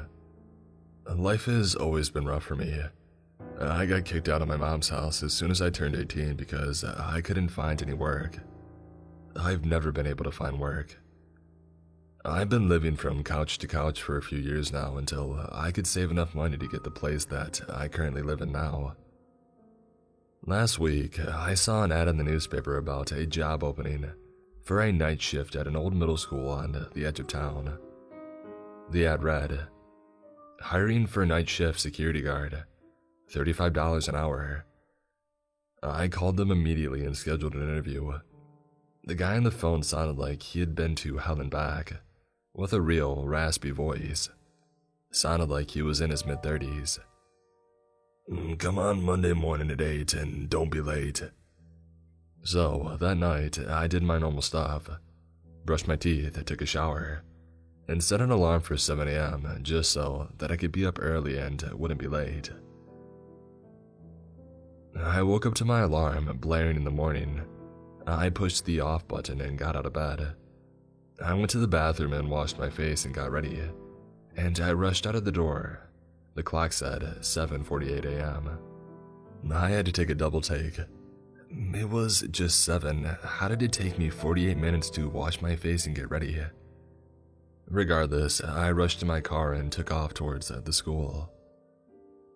When I pulled up, there was a real eerie feeling coming from the building. Most people stay away from it for this fact, including me. I got out of the car and started to walk in. I was greeted by the same guy that I had talked to on the phone at the door. "Come with me," the guy said. Something felt off. He looked nothing like I thought he would. He was tall, probably around 6'1", really skinny, and had messy hair. It looked like he hadn't slept in months. We made it inside and I sat down in front of his desk. We were in a nicely kept office completely different from the abandoned look of the outside of the building. "Here, fill these papers out and you got the job," I thought to myself. That's a little weird. He's not going to ask me any questions. He's just giving me the job. I filled out the paperwork and he gave me a big book of procedures and rules to follow. "Please read these over when you get home and you should be fine. Your first shift starts tomorrow at 10:30 p.m. You should be fine. What did he mean by that? I walked out of the building and started to drive home. I stopped at a local burger shop and picked up some food for dinner. As soon as I got home, I ate and started reading the rules and the stuff that he had given me. It was just the normal stuff like make sure to lock the doors before and after your shift and stuff like that. But then I saw a bright red paper in the back of the folder titled Rules of the Night Shift. Rule number 1. Make sure to arrive at 10:30 p.m. exactly. Not later, not earlier. You don't want them getting bored. Rule number 2. As soon as you walk up to the door, knock 3 times and say, "Can I come in, sir?" If a voice says yes, proceed to walk in and keep your eyes to the ground. Don't look up until you get to the office. If the voice says no, not yet, wait another 10 minutes exactly and knock again, and ask, and he should say yes so you can walk in. If he says nothing and you hear rattling in the bush next to you, run to your car and go home. You will still be paid that night for your shift. Rule number 3. Once you get to your office, lock the door behind you and say, "Thank you for letting me in." This one is important. If you don't thank him, he will cut your throat for rudeness. Rule number 4. If you hear a scratching noise coming from behind you, do not look back. You don't want to see what he will show you. Rule number 5. If you receive a call between the hours of 3 a.m. to 3:30 a.m., do not answer. They will try to trick you by impersonating a family member or a friend. If you do answer and fall for their tricks, may God have mercy on your soul. Rule number 6. While patrolling the hallway on the second floor, make sure to keep an eye on your watch. Time will literally fly by. Make sure as soon as the clock hits 4:25 a.m. to ascend to the next floor, or you'll be stuck in that hallway forever. Rule number 7. Once you're on the third floor, you will see a really small guy run past you. You must flash him with your flashlight and tell him, "Not yet." This will make him disappear and he will leave you alone. If you fail to do so, he will escape and bring them into the building. Rule number 8. At 5:10 a.m., you will need to descend back to the first floor as quickly as you can and go back into your office. Once in there, turn on camera 6 and only camera 6 and stare into it for 20 minutes. It'll keep him at bay and from entering your office. Rule number 9. Once the clock turns to 6:30 a.m., your shift is over. Proceed to turn off all the cameras and walk to the exit of the building. Once you get outside, look to the right of you and there should be a sign. If there are only 2 strips on it, return into the building and wait 60 seconds. This is not the outside, it's a fake. If the sign has 4 strips, then you're good to go home and you will have successfully completed your first shift. What the heck is this? Is it some sort of joke? I thought to myself. This has to be, there's no way this can be real. I looked up at the clock and it said 12:11 a.m. Crap, it's late, I better get to bed, I said to myself. I woke up the next day at around 4 p.m. and got out of bed and did my midday routine. Made dinner and waited for 10:30 p.m. so I could go to work. The rest of the day, I just sat around and watched TV, and there was nothing good on. I was just doing the normal flipping through the channels and trying to find something to watch. These rules really had me freaked out. I kept wondering if they were real or not. As I pondered this, a thought ran through my mind of something that I saw on a Reddit post before, about a weird set of rules. I quickly opened my computer and started searching for stuff about strange rules. As I started reading, my stomach dropped, realizing that maybe these were real. No, there's no way, they gotta be fake. I told myself to calm down. As this thought shot through my head, my alarm went off. Crap, it's 10:21, I screamed. It's a 10-minute drive too. I'm going to be late on my first day, I thought to myself. I rushed to get my shoes on and grabbed my keys that were sitting next to my couch and I ran through the door towards my car. I unlocked my car and opened the door, got in and slammed it shut, feeling completely drained. I put the key into the ignition and started the car. As I was driving, rule number 1, make sure to arrive at 10:30 p.m. No later, no earlier. You don't want them getting bored. It kept replaying over and over in my head. What does it mean by you don't want them getting bored? I didn't even want to imagine what would happen if I got there late. So I floored the gas pedal and drove as quickly as I ever have in my life. As I was pulling up to the school, I looked at the clock. 10:31 p.m. I froze. My heart dropped in my chest. Out of the corner of my eye, I saw 2 eyes emerging from the bushes to my left, and in a blink of an eye, it disappeared. I had just got here in time. Who knows what would have happened to me if I was even a minute later than I already was. I took a second to collect myself. My heart felt like it was pounding through my chest and I could barely breathe at all. What the heck was that? It didn't even look human. I kept trying to tell myself that this was all just a big prank. A prank on the new guy in order to scare him on his first day. But what I saw couldn't be explained. I got out of my car and walked up to the door. I almost opened the door without even thinking, and then I remembered rule number 2. I knocked on the door 3 times and said, "Can I come in, sir?"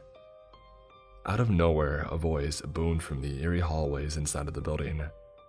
It sounded so loud, as if you were to hear someone had broadcasted it to the whole town.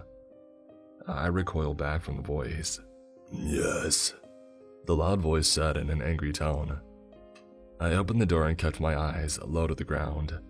only remembering where to go from the last time that I was here. I got up to the door and quickly opened it and slammed it shut. "Thank you for letting me in," I said in a weak, choked whisper. I slumped under the door, taking a breather for a second. Well, I know the rules are real now from what I just saw. Whatever these things are, I don't want to get on their bad side. I must follow the rules, I said to myself. What did this guy just get me into? Why didn't he warn me about all of this before I took the job? I retorted.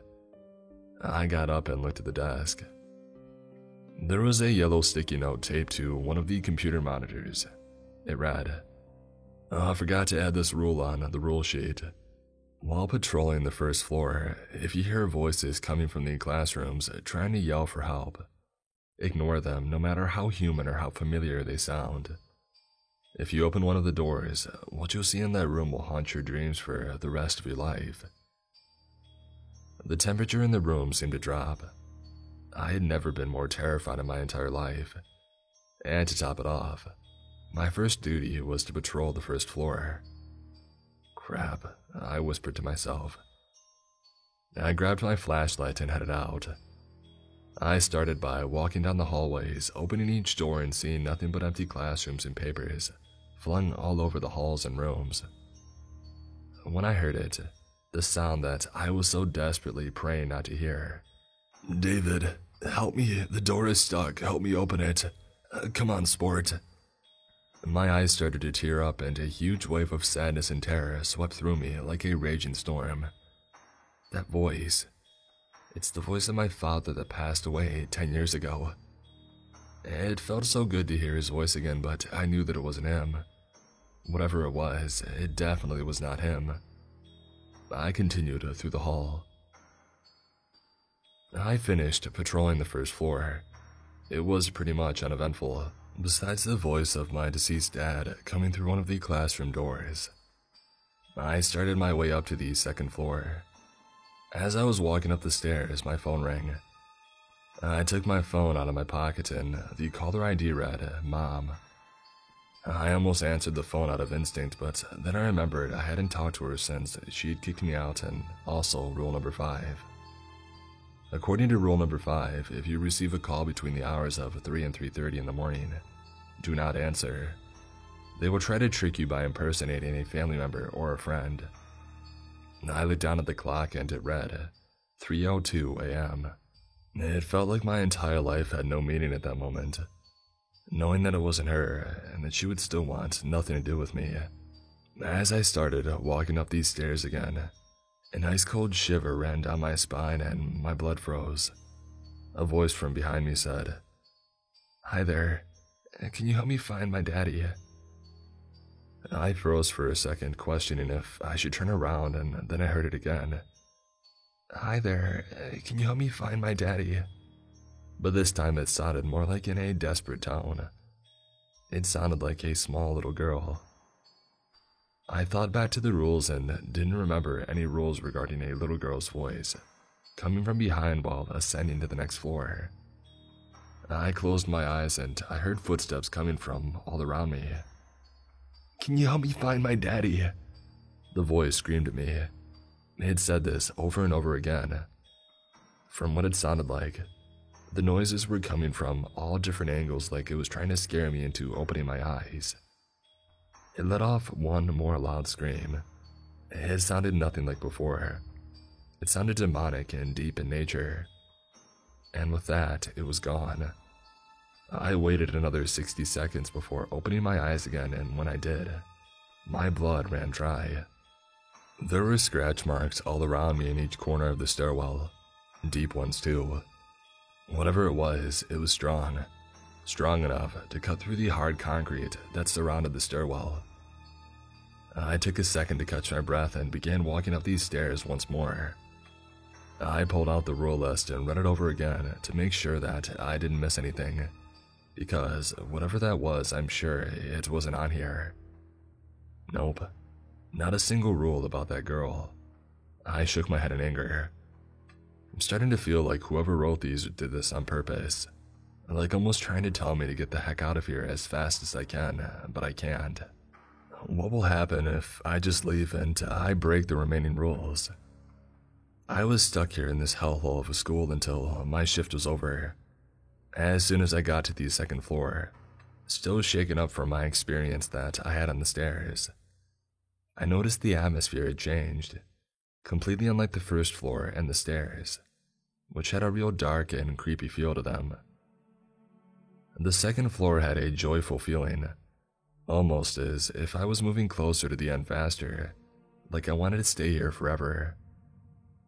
I started to doze off until I stabbed myself out of it and looked down at the rules. Rule number 6. While patrolling the hallway in the second floor, make sure to keep an eye on your watch. Time will literally fly by. Make sure as soon as the clock hits 4:25 a.m. to ascend to the next floor, or you'll be stuck in that hallway forever. Whatever it was on this floor, it wanted me to forget about the time and just stay here with it. I continued down the hall much quicker than I did back on the first floor. It felt like minutes or seconds. I kept looking at my phone to see the time rising faster than I'd ever seen it rise before. As I ran through the halls, I quickly but thoroughly checked each room. And right as I was finishing up and running up to the stairs, the clock read 4:24 a.m. I quickly ran up the stairs and ascended to the third floor. I took a moment to catch my breath and I started my way down the hallway of the third floor. As I was walking, I heard a really faint sound coming from the end of the hall. It almost sounded like running. I started to come closer and I could clearly hear it now. A thought ran through my head. Should I start booking it towards the stairs? As I thought this, a small man, probably 5'4" in height, really skinny, and had crazy long hair appeared from the darkness. It looked like he had his eyes set on the stairs. Oh crap, I said in a panic. I quickly got the rules out and looked to rule number 7. Once you're on the third floor, you will see a really small man run past you. You must flash him with your flashlight and tell him, "Not yet." This will make him disappear and he will leave you alone. I quickly and swiftly turned around to see him almost to the stairway, and then I pointed my flashlight at him and screamed, "Not yet." As I said this, he looked at me with pure dread on his face and disappeared. After that, I finished up my rounds and looked at the clock at 5:10 a.m. I quickly made my way to the stairs and started running down them, almost tripping on the first step. I got down to the first floor. I ran to my office and slammed the door shut and locked it behind me. As I did this, a scratching noise started at my window. Without even thinking, I looked up and froze. What I saw still gives me nightmares to this day. My heart pounded through my chest and I threw up at the sight. What I saw was a tall, slender creature at the window peering in. It had long, sharp claws, big, pointy teeth, and it was jet black. Its eyes were so empty. It was holding something in its right hand. It was my mother, lifeless, with blood pouring from her stomach and her eyes. As I saw this, a pounding came from behind me, and I had forgotten all about rules 8 and 4. I messed up. I quickly snapped out of it and looked away from the window. I turned on camera 6 and saw nothing there. I have to get out of here. If I stay here any longer, I'm going to die, I said to myself. I grabbed my keys and opened the door and began to run towards the exit. I flung open the door and bolted to my car. I got in and drove off. What was that thing and why did it have my mom? I started to cry as my car hit 110 miles per hour. As I was pulling up, I looked down at these stupid rules and was about to tear them up, but then I saw rule number 9. Once the clock turns 6:30 a.m., your shift is over. Proceed to turn off all the cameras and walk to the exit of the building. Once you get outside, look to the right of you and there should be a sign. If there are only 2 strips on it, return into the building and wait 60 seconds. This is not the outside, it's a fake. If the sign has 4 stripes, then you're good to go home. and you will have successfully completed your first shift. I froze at the sight. I remembered back when I was driving off, in the corner of my eye, I saw the sign and it had 2 strips, and from the bushes, at the corner of the building, I saw a wide smile. I broke rule number 9, I whispered to myself in fear. As I said this, I looked in my rearview mirror and saw something that would follow me for years to come. The tall, slender man that I had seen out the window. I'm hiding in my bathroom right now, writing this. 2 years have passed, and that thing still follows me. It's like that night has never ended. Every time the clock hits 6:30, it resets and goes back to 10:30 p.m. I have barely been able to survive. The only time that I can go out and get food is from 2:30 to 3:30 in the morning. And also, I'm the only one here. This town has turned into a ghost town since that horrible night. If you're reading this right now, send help and never ever work the night shift at the Eddersville abandoned middle school, no matter how good the pay is.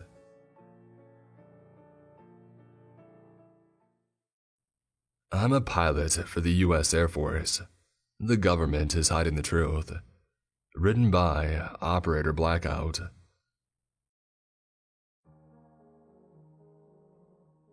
My name is Alan, and just for some background, I'm a pilot for the United States Air Force. I fly the F-35A Stealth Joint Strike Fighter. I am in the 466th Fighter Squadron, or Diamondbacks. My 27th mission was covered up by the US government. I saw people sharing their stories here, so I decided to share mine. Here's what actually happened on my 27th mission. In 2019, my squad and I had just arrived at an airbase in Afghanistan. I was in my F-35A Lightning flying over the base waiting for the aircraft control tower to give me the signal to land. I had flown 26 sorties before this, so I had a fair amount of experience. I was used to landing at bases, so I wasn't worried my squad was already landed or landing. I was supposed to land last. Finally, I got the call to go in for the landing. I deployed my air brake and decreased airspeed while lining up for the landing strip. After I dropped below 250 miles per hour, I deployed my landing gear at 450 feet and decreased altitude, and landed safely and began making my way to my jet's small hangar toward the front of the airstrip. My squad had all the hangars to my right. I had the first hangar. This means if a situation occurs to me and my squad, we would be the first in the sky. The next 3 hangars next to ours were an F-16 squad. I backed my F-35 into the hangar with help of the ground crew. I got out of my F-35 and was greeted by a couple of officers, who showed me my way to the barracks. The squad who was already following the officers followed me, and when we arrived, we all laid down from exhaustion. "Finally, we're here," said Johnson. "Yeah, that 9-hour flight stunk." The rest of the squad was out, or texting their families that they had made it. "Alright everyone, get some rest, y'all are gonna need it. We never know when we get called out to flight again." The part of the squad that was awake said in total disorder, "Alright sir." That night, my squad and I got a good night's rest. Basically, we're there for 3 days doing nothing but our occasional PT. On the 3rd night, I was fast asleep when the alarms in our barracks started going off. I immediately jumped out of bed and began putting on my flight suit. The rest of my squad was doing the same. I looked at Johnson, Garrett, and Josh, and they were all getting ready to move. I put on my vest and I strapped it on. "Let's go, boys," I screamed. They all said, "Yes, sir." We all began running towards our jets. The crewmen on the ground had them all ready to go. I got in and I fired up the engine, rolled the jet down the strip to take off position. I put on the highly advanced helmet and the ground crew gave the green to go. I took off down the runway, followed by my squad. I decreased speed and I let them catch up. Unknown flyers northwest of the base. All fighters moved to intercept. Command said over the radio, "This is Diamondback 1, moving to intercept. Copy, Diamondback 1. This is Diamondback 1, weapons check. Diamondback 2, check. Diamondback 3, check. Diamondback 4, check. Copy that. All units form up. Targets are about 300 miles out."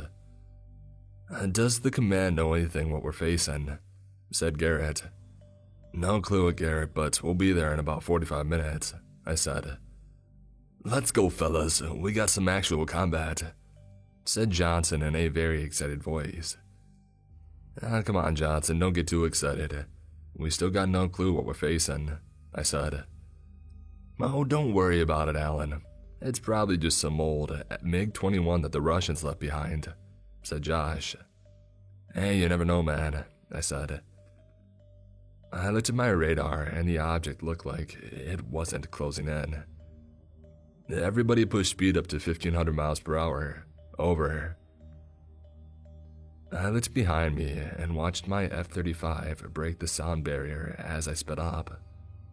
I looked back at the radar, and we were about 215 miles away. Our missiles were long-range air-to-air missiles, which we could fire from about 100 miles away.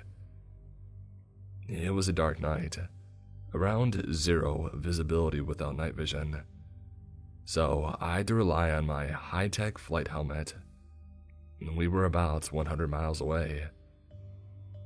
I tapped my fire system, and the internal compartments beneath the plane opened, and I fired an AIM-54 Phoenix forwards. The missiles had its own radar system, so I was hoping it could find the radar signature of this unknown aircraft. I watched the missile tear through the skies until I lost vision. I looked around for my squad to see them in a tight formation with me. I was shocked that Johnson hadn't messed it up like he always did. I had this feeling that the missile I had sent had missed, and we were about 30 miles out, about 2 minutes away. I could see this tiny light in the sky, up ahead when suddenly radar and comms came back on. "Diamondback 1 to all, how copy?" "What is that?" said Garrett. "Dude, I don't know," said Johnson. "All units do not engage." "It's just sitting there like something is holding it by a string." I was shocked by what I saw. It didn't look like any aircraft I had ever seen. It was a giant aircraft shaped like a sphere. It had lights all over it, and it was just hovering there like it was volatile. My computer did not recognize what I was looking at. There was what looked to be a highly futuristic weapon on the top, but it was not firing. When suddenly, it jerked over towards the north. I looked down by my radar to see more signatures, but they were F-16s, the second sortie. I tried to communicate with them, when suddenly I see this alien sphere shoot 5 lasers, and I see all 3 F-16s burst into flames, and watch as the jets fall down and the pilots eject, thankfully. The other 2 lasers hit Josh and Johnson, but the laser just seemed to deflect off, like the design of their aircraft had prevented them from bursting into flames. "What the heck?" screamed Josh. "All units engage." My squad launched their missiles at the craft, and I watched them impact it, causing damage. I looked over at Johnson's aircraft to realize that he had sustained damage to his right wing. Johnson had also received damage. The F-35 was a really fragile jet, so I told them both to head back to base. "Copy that, sir. Take whatever this is down. We've already shot all our missiles," said Johnson. "It's damaged. Looks like there's an opening on the south side. Alan and Garrett's move in, and you might take it down, said Josh. I came around to the south side of the aircraft and pulled a 9G turn and came directly towards the opening. I could clearly see a bright blue light in the ship. I used my tracking computers to lock onto the light. I opened my weapon bay doors and fired 4 AIM-9 Sidewinders into the light. The entire south side of the ship blew off. I watched as the bright blue light pierced through the smoke and flames. A direct hit. As I was flying by, I got a good look inside the aircraft. Through the flames, I saw large creatures dead all over the place. And then I saw something disturbing that I will never forget. Multiple human bodies in a giant pile close to the center. They looked in pieces and eaten. I nearly puked. I flew by and began another turn when suddenly, I looked up and saw Garrett's F-35 launch all 8 missiles, and I watched them impact the craft and explode. The large craft began falling rapidly out of the sky. Command, this is Diamondback 1. UFO is down in Grid 23. Sector 4, over. Copy that, Diamondback Squadron. Stay over the crash site until ground troops arrive. Copy. What was that? Garrett said nervously.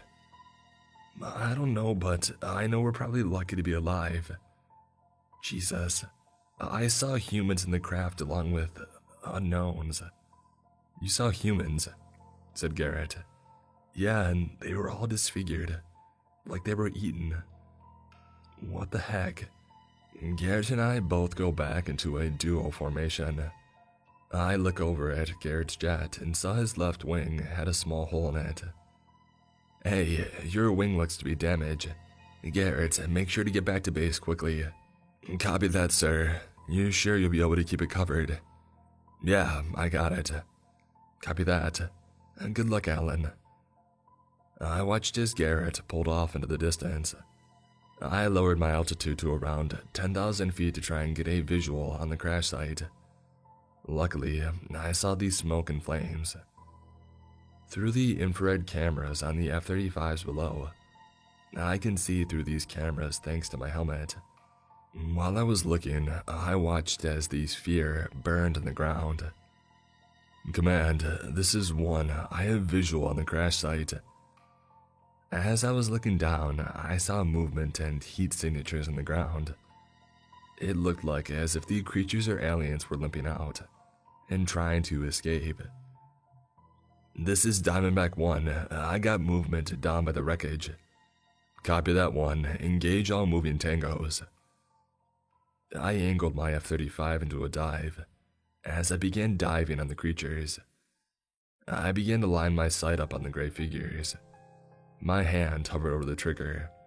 As I hit 6,000 feet, soon 5,000, I opened fire and watched my 30mm bullets tear through the tall figures in the ground. They were all about 8 feet tall. Skinny bodies, lanky arms, and extremely long necks. I watched as they exploded into pieces. I pulled out of my dive and the G's nearly made me puke. Since I was already nauseous from seeing these things in general. This is Diamondback 1. Targets are Kia. Copy that. Helix 2-3 is inbound and hot to investigate. Return to base. Copy that. Returning to base. Before I returned to base, I flew lower to the ground to get a better look at what I had just done. As I hit about 1,500 feet, I looked down and saw the pile of humans scattered everywhere, probably the same one that I saw earlier. At this sight, my stomach couldn't handle it anymore. I took off my oxygen mask and I puked into a bag. I saw these 12-foot creatures dead everywhere. I looked away and pulled up beginning to return to base. About 15 minutes later, I was landing back at base.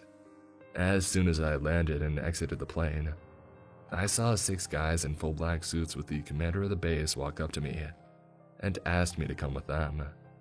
I walked with them to the commander's office, and as we entered, I saw my team sitting there. The commander and the 6 guys in black sat down and I followed. "Sign these disclosure agreements, please," one of the guys in black said. "Also, in your after action, report none of what you saw happened. You need to make a story about running into a fighter squad and they shot down 3 F-16s and damaged 2 F-35s. I looked at the commander. "Yes, sir," I said, and so did my squad. "And what happens if we don't do this?" asked Johnson. "Well, let's just say that you will agree," one of the guys in black said. I watched as Johnson, as nervous as he was, signed the contract. "All right, you're all good to go. Not a word to anyone," the commander said in a very serious voice. My squad and I returned to our barracks and there was a dead silence for a good 30 minutes.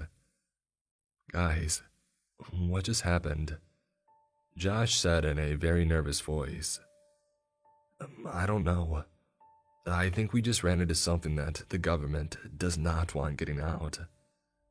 "Who are those guys in black?" asked Garrett. "Probably a 3 letters," said Johnson nervously. "Guys, let's just get some rest. Whatever those things were, talking about them will harm us better than help us.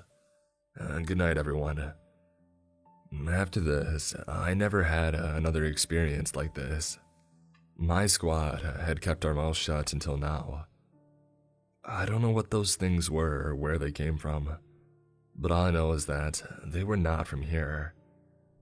There are things, life forms that our government does not want us to know about.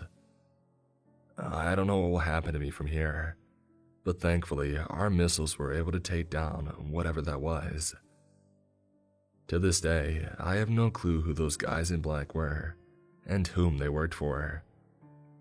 I also have no clue what happened to that ship, and those creatures that I had mowed down.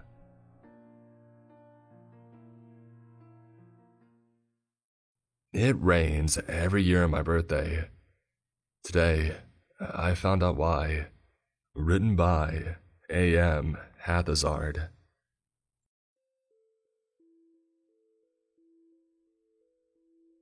The front door tore open as the first rumblings of thunder burst through the early evening air.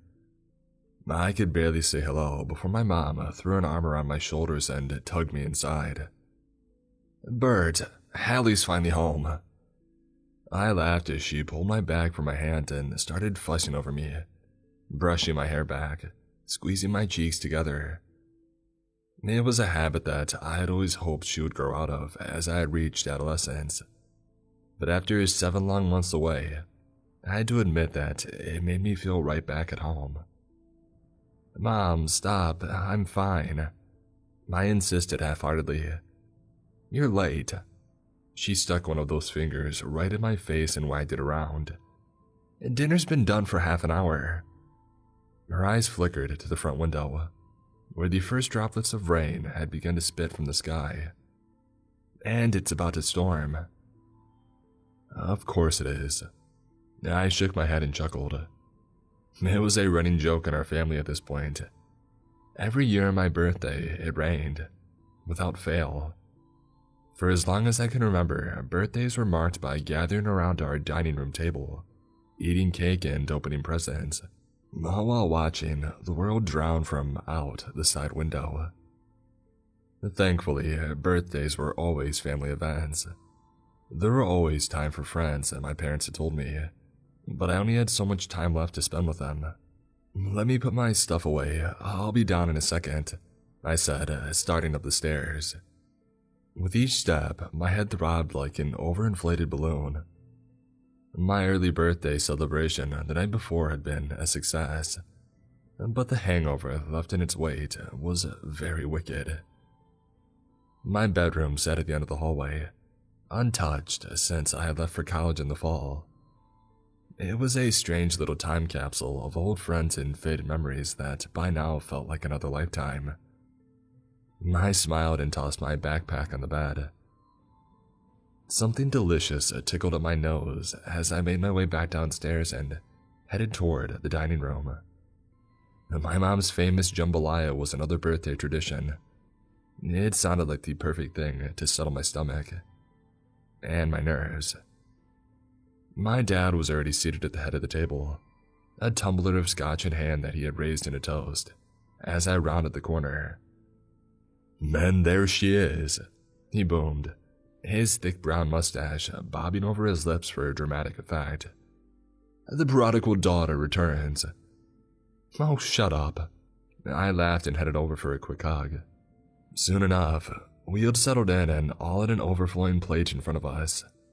They wasted no time before falling back into their familiar routine of grilling me on just about every subject they could think of. Grades, friends, my new part-time job.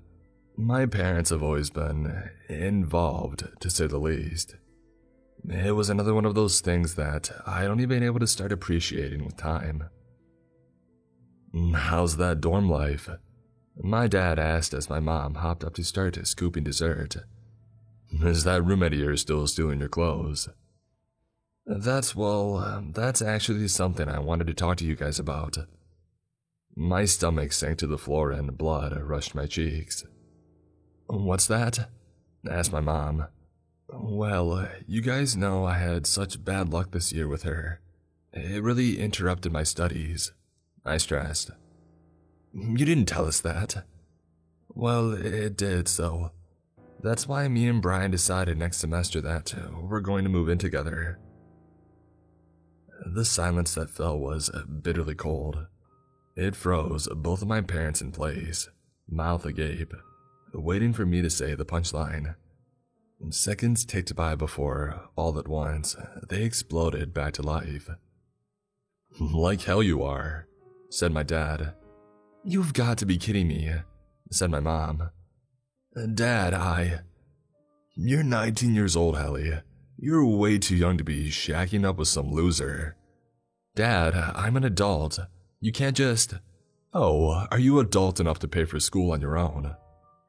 We went back and forth for a while, voices steadily rising as the cherry pie on our plates got cold and thunder shook the windows. I had known they wouldn't approve, but this was worse than I had ever imagined. Mom stayed quiet, caught between us like a hostage negotiator, begging with her eyes for us to calm down. "Go ahead then," I shot up from my chair, sending it crashing to the floor behind me as I slammed my hand on the polished tabletop. "Cut me off. I'll drop out and wait tables for the rest of my life.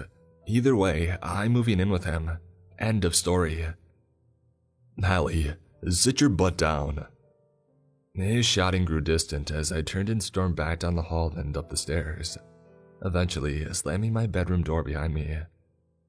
It was juvenile perhaps, but it still felt good to make the frame quake behind me as I took to pacing the room. Frustration bubbled under my skin, like a shaken soda bottle ready to burst. How many fights had ended this very same way? How many times did my parents put their foot down when I tried to establish the barest hint of independence? Too many to count. I was sure Mom was rubbing Dad's back by then, assuring him that I would come to my senses. He wouldn't apologize, he never did. Instead, he would wait for me to sulk back with my tail between my legs, ready to apologize and give in to whatever he decided was right for me. Well, screw that. I slung my backpack back over my shoulder and grabbed my keys. I would drive 15 more hours if it meant that I didn't have to look at his smug face waiting for me to cow. I heard their voices muttering from the dining room as I swung the front door open. The mossy smell of fresh rain hit me like a brick, while the chilled breeze washed down my lungs like a glass of ice water. "Hallie!" my mother screamed from the other room. Pulling the hood of my jacket snugly over my head, I darted off the porch. A wave of pain exploded in my body, so intense that my vision went black for a moment, so consuming I couldn't tell right away where it had come from. Before I knew it, I was being lurched backward by something wrapped tightly around my neck. I hit the porch with a thud. The pressure eased, My mother knelt over me, eyes wide as dinner plates. "Oh God," she whispered. The pain, it was still there, burning, spreading. It prickled along my cheek and my hands. I moaned, a low and keening noise that I almost didn't recognize as my own, and then I lifted my hand up in front of my face. A sob tore from my lips as I caught sight of it. It was like acid had been splashed across my skin. Gelatinous clumps of flesh had melted away, dripping down my wrist and coagulating on the sleeve of my hoodie. It was still going, a bubbling liquid eating away everything in its path. Even worse was what lay underneath it. Instead of the pearly white bones I might expect jutting up from the mess of ruined flesh, something else sat there instead. There were fingers, sure. My fingers, given how they clenched and moved in turn with the waves of pain that coursed through me. But they were as black as the night around us, made of hundreds of delicate intertwining bones that reminded me of birds' legs. They joined at the top into a vicious point.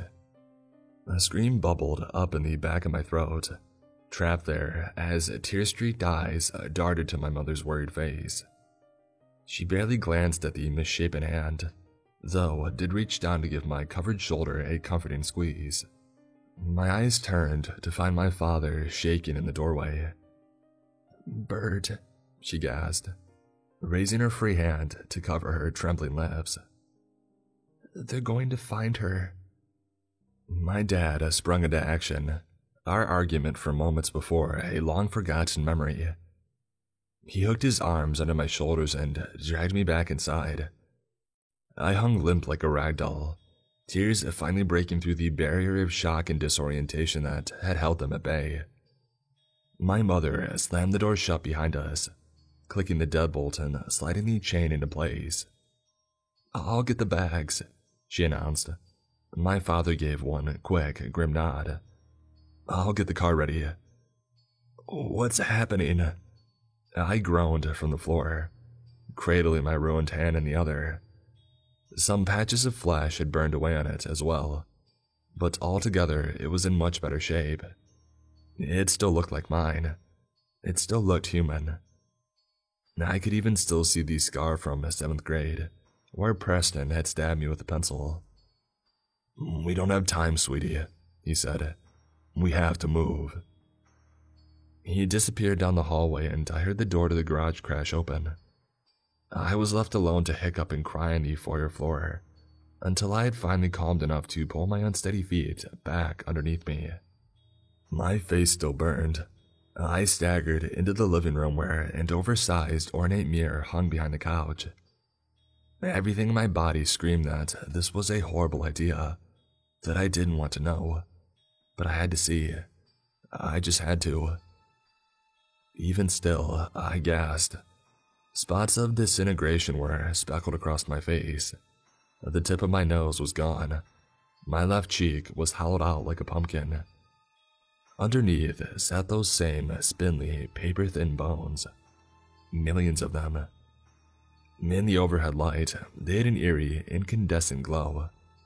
But wait, were they moving? Thunder ripped through the sky outside. My body shook right along with the frame of the house. Realization struck just as lightning lit the front yard. The spots of my body that were injured were the areas uncovered by my jacket or my clothes. My exposed skin. It was where the rain had touched me. No, that made no sense. I had been out in the rain plenty of times in my life. I had walked home in it after school. Came home drenched one night after sneaking out with my friends. In fact, I was quite fond of the rain, despite the fact that it had always seemed to unsettle my mom. It made no sense.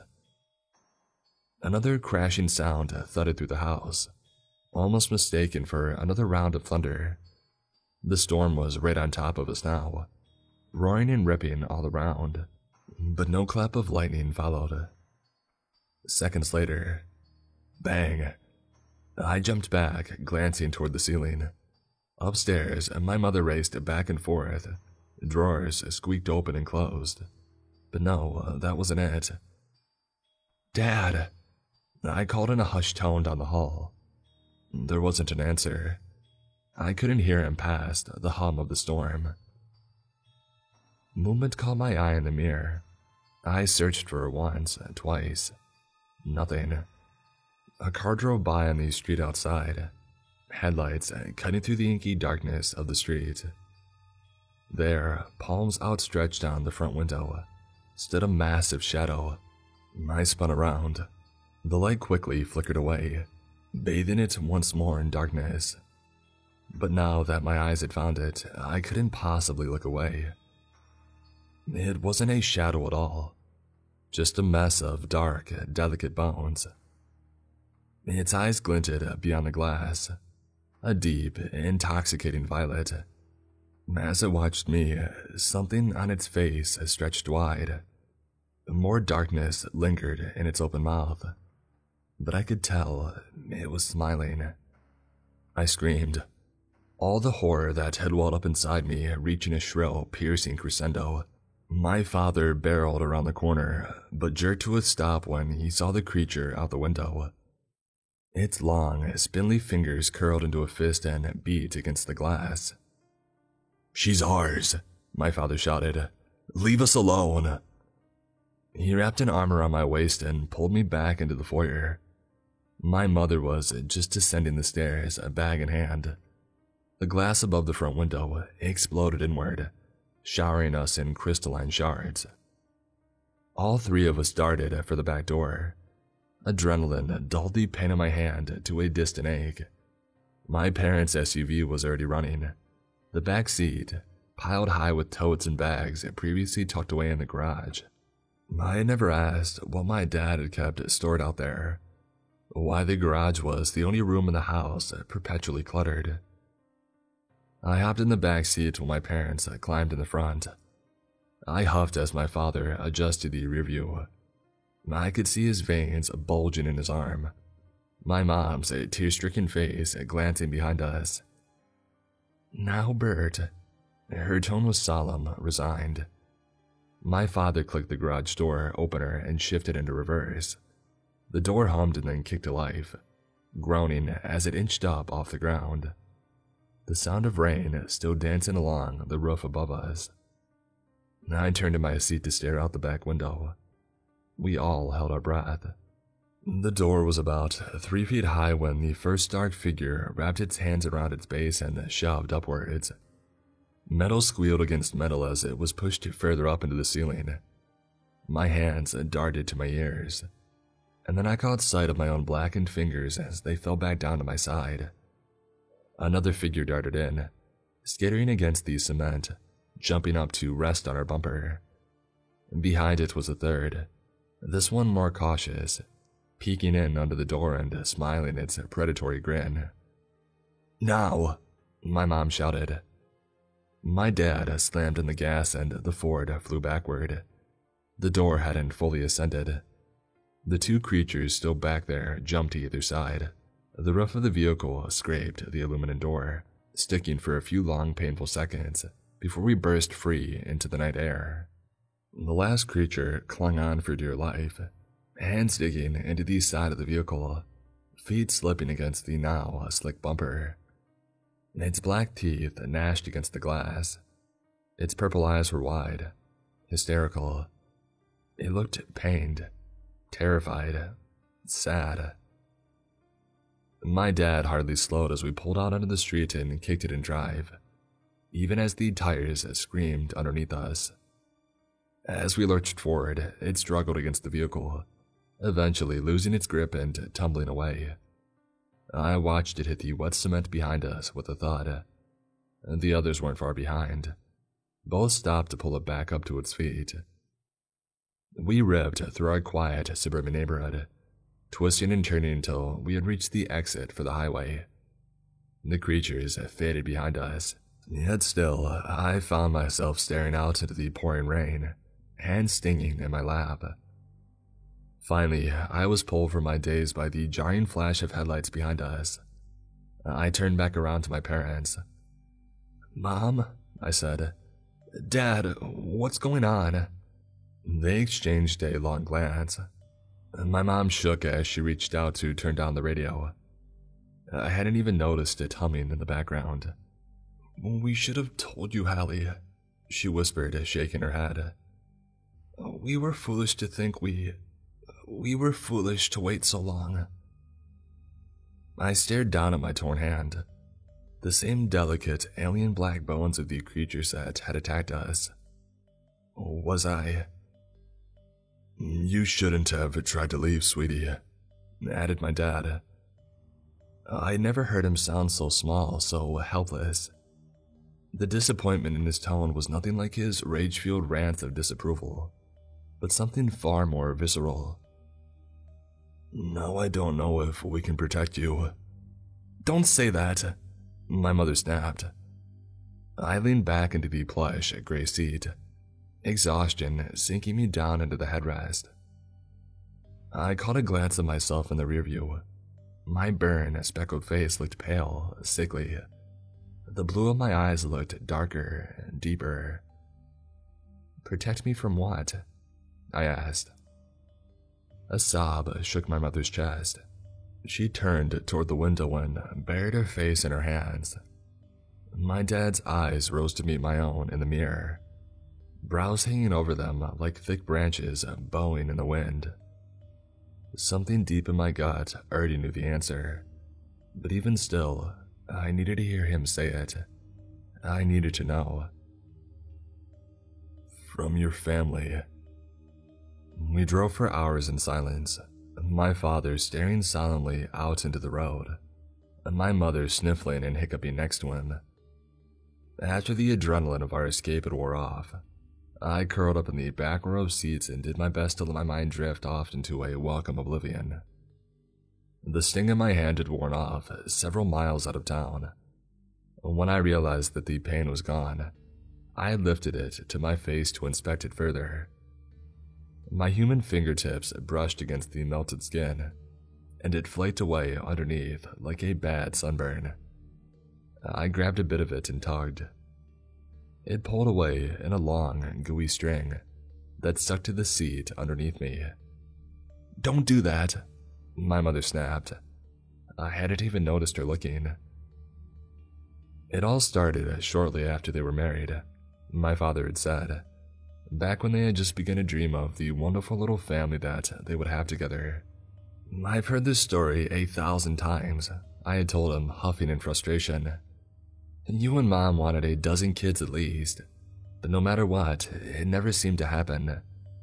You nearly gave up, but the week after Mom's doctor told you that it was hopeless, she got pregnant with me." "No," he had said. "We never told you she got pregnant." I quieted down and let him continue. "We had tried everything at that point. Doctors, of course, but more than that. Faith healers, shamans, wishing on shooting stars. It seemed like every culture around the world had their little spells and charms to help with fertility. But at the end of the day, most of them were full of crap. Until one wasn't," my mom whispered. "It was the strangest thing. Back before we had moved here, we lived in this tiny little town called St. James. Down the block from our apartment was a widow, Mrs. Danby. She was a strange woman, kept to herself, and every single window to her house was covered in blackout curtains. I only ever saw her sitting on her porch when I left for the hospital before the sun rose, or got home in the wee hours of the morning.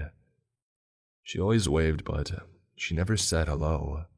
"We never told her anything," my mom interjected. "Like you said, we never talked to her. I hadn't told her about my issues with getting pregnant. I hadn't told anyone, not even Grandma or Grandpa. I just felt so useless." "Margaret." My dad's voice softened. He reached out to squeeze her leg. "You didn't do anything wrong." "But one day," she continued, "the old woman showed up at the door. Dad was at work and the sun was still high in the sky. In her arms was a dark purple blanket wrapped in a tight bundle. Whatever was inside was moving, squirming. I swallowed down the lump, expanding in my throat. "It was me?" I asked. She let out a long, shaking breath. "Yes, it was you." Road signs had flickered past the windows at that point, announcing our departure from town. Rain continued to beat heavily against the windows, blown from wind almost as chilly as the silence between us. My mother cleared her throat and continued. She said she had known of our struggles, how badly we wanted a family. That while she couldn't make our dreams come true, she could give us one, just one, a child of her own. I was terrified. I thought that she had gone off her rocker for good. I thought she had kidnapped a baby or something. But I was sort of mesmerized by her too. I looked down at the bundle, and even though I couldn't see anything inside, I could just feel it, that child, that you were ours. I don't understand, I said, only for my father to snap back at me. Just let your mother finish. I invited her inside, she continued, and she locked the door behind her. She ushered me back into the bedroom like she had been there before, like she knew exactly where it was. She told me to keep quiet, to listen, or for as long as I had lived, I'd never hear the laughter of a child. I didn't even question it. I just believed her. She pulled back the blanket and she wavered, gripping hard at the center console. I didn't know what I was seeing. It was tiny and black as coal. I thought it was something dead. And then it started to coo. She set it down on the bed and it stretched its little arms, wiggled its toes. Despite how strange it looked, it was clearly a baby. She took my hand in hers, squeezed it like a vice. It was ours now, she had told me. Ours forever, as long as we protected it, as long as we had loved it. I promised her we would, that it was all I ever wanted. When I looked back, its black little bones were gone, covered in soft, pale flesh, red round cheeks. We do love you, my father added. Guilt swam in his voice like a koi fish. You know that, right? She squeezed my hand tighter until I looked back over at her. Tears were streaming down my face at that point, but her eyes were hard as steel. She leaned in close. Her breath smelled like menthol and incense. There was one rule we couldn't break if we truly wanted this child to be ours, she said. Once a year, on the anniversary of that day, it would rain. It would rain all day and all night, until the ground flooded and the trees fell. And no matter what, we could never let that particular rain touch her skin. If we did, the illusion would be gone.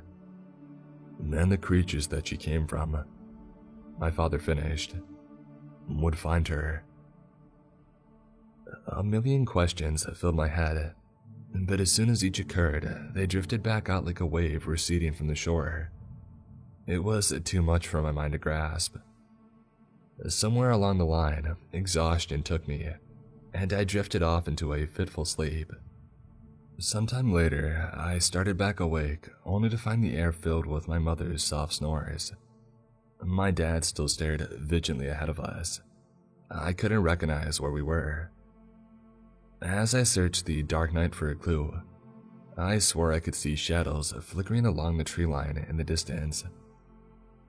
Dad, I muttered, pushing myself up from the seat with my skeletal hand. The pain had all but vanished. It felt stronger somehow, vibrant, like a current of energy zipped up and down the length of my fingers.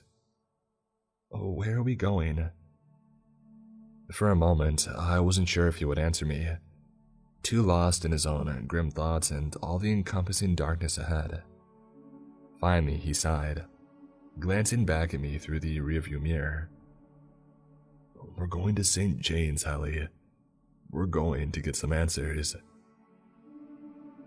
The town sat several miles off of the highway. A small, decrepit place one could easily pass through without realizing it even existed. The gas station on its outskirts was the only lit building that I saw. Otherwise, the dim glow of street lamps in the distance looked more like dying stars hanging close to Earth, ready to fall. My mom started to wake as we pulled to a stop. In a flash, she had taken in our surroundings and I could see the apprehension well up in her puffy cheeks. Are you sure she's still here, Bert? My father snorted.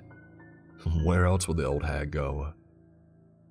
I stayed quiet in the back seat, ducked down with my hood pulled tightly around my head. I couldn't imagine how the woman was still alive, if she had already been old when I was a baby. My father seemed confident, though. What room did I have to argue? My mom darted off to use the restroom, and outside the opposite door my dad fiddled with the gas cap. The storm had finally calmed into a half-hearted drizzle around us, bathing the cement in a glossy, dazzling sheen. They knew I was close, that I was coming home. They didn't have to search for me any longer. Soon, my parents packed back into the car. Even from behind them, I could practically feel them buzzing with trepidation, feel the hair on the back of their arms rising from the chill of the air. Large round drops of water pooled on their raincoats, so close I could reach out and touch it. The car jerked into motion and we pulled back onto the road. The town ahead inched closer as my dad stepped on the gas. For most of the trip, I had been tired and dazed in the back seat, but now I sat ramrod straight, attention held rapidly by those lights in the distance. The tingling in my veins turned into a full-on itch. It was all I could do to keep it at bay. Out of nowhere, I lurched forward, forehead colliding with the back of the driver's seat before the suddenly tightened seatbelt made me gag from its pressure. I lifted both hands up to protect my face, to try in vain to push myself back up. The car was spinning, I realized, skating in the wet cement as if it were a roller rink, the tail end skidding to the left. Oh God, oh God, oh God, my mother chanted like a prayer, and then the impact hit and quieted all of us. Seconds crawled by like ants through molasses. I raised my clawed hand to my head and retracted it, to find fresh, flowing blood. The window next to me was cracked, one large round point of impact that spiderwebbed out in delicate patterns throughout the entirety of the pane. To my right, the car was crumpled like an old candy wrapper, folded around a massive tree trunk. My mother was groaning, pawing at her right elbow. My father was slumped down in his seat. I leaned forward to peer over the center console. The headlights still illuminated the murky night ahead. 4 lanky shadow figures stood vigilantly in the distance, their bodies swaying and pulsing with unspent energy. Then a bang. I jumped as something collided with the side of the car. A hand, I realized, pounding against the glass of my father's window. A hand that was black as night, composed of delicate, spindly bones and a 19-year vendetta. Something landed on top of the car and another hand pounded against the windshield. Neither of my parents had come to yet.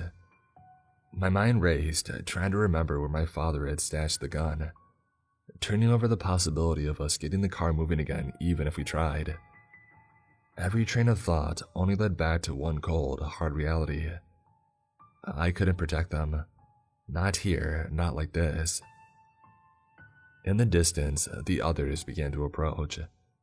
I snatched my hoodie back over my head and pulled the strings to tighten it as far as it would go. My hands wrapped around the door handle. In front of me, small pieces of glass chipped away from the rest of the pane on the driver's window and flew toward my father's face. I took a deep, slow breath to steady myself, and then I shoved my door open. In seconds, I was darting away, wincing as the dripping rain met my skin and sent short sizzles of pain searing through me. I shoved my hands in my pockets, which threw me off balance but at least kept the worst of it at bay, as I made it 1 yard away, and then 2. On the road, there were more of them. One was collapsed on the ground, its long skeletal leg jutting off at a severe sort of angle, with 2 more trying to pull it to its feet. From behind me, a screech filled the air, alerting the others to my presence. I swerved to avoid them, and headed for the trees in the distance. I let out a pained cry as I broke through the forest line. My clothes were growing heavy with the weight of the water soaking into them, shaken off of the overhanging leaves. As it pressed against my skin, the brief bursts of pain turned into a full-on blaze. It was as if boiling water or acid had seeped into my hoodie and jeans, and clung like static against my skin. The pain quickly got the better of me, leaving me staggering, jerking my hands out of my pockets just in time to brace against a tree, as I started to lose my balance.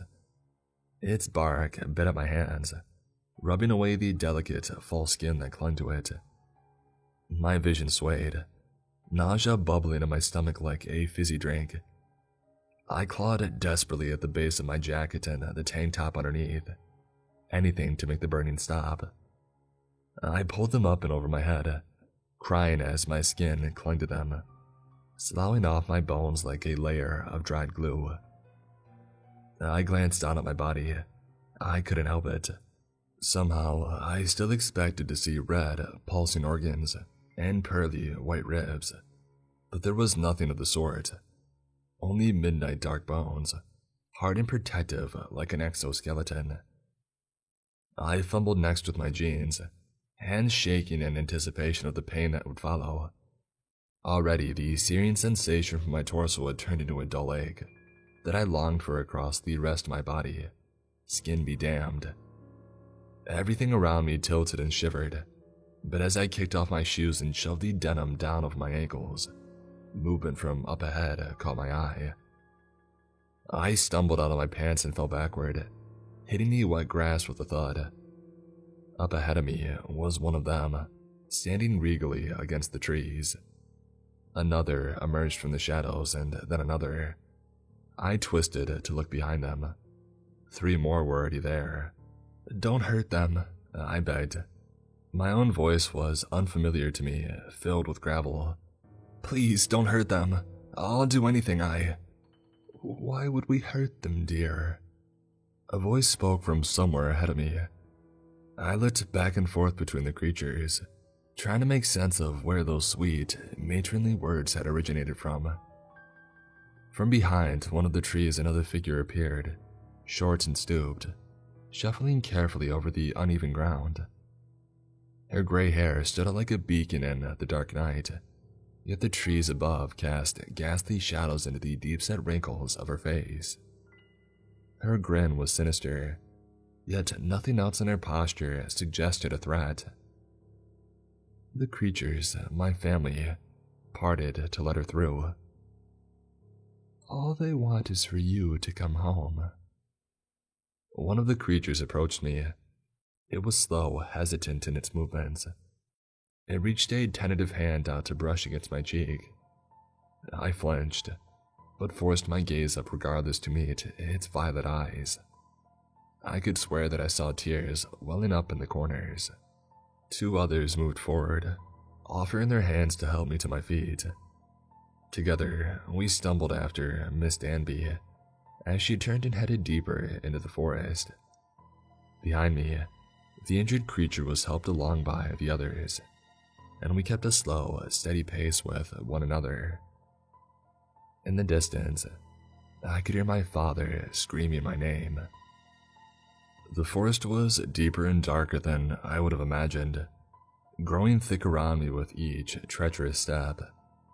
My feet caught in the underbrush, but for every trip and stumble the creature stood patiently by my side as I recovered. Up ahead of us, Miss Danby moved through the trees with startling ease, despite her advanced age. Her and her companions nearly blended in with the wilderness, an extension of the gnarled bark and twisting branches around us. The thought comforted me, and then instantly filled me with unease as I realized how preposterous that was. Family or not, I didn't belong here.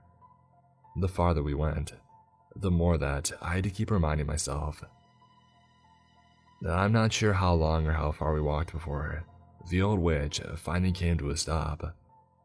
I could barely make out a line of stones in the ground before her, jutting off in either direction and disappearing into the thick foliage. The creatures that had accompanied her continued onward, stepping over the rocks and flickering out of view. The group with the injured member soon followed. I blinked and then squinted against the darkness.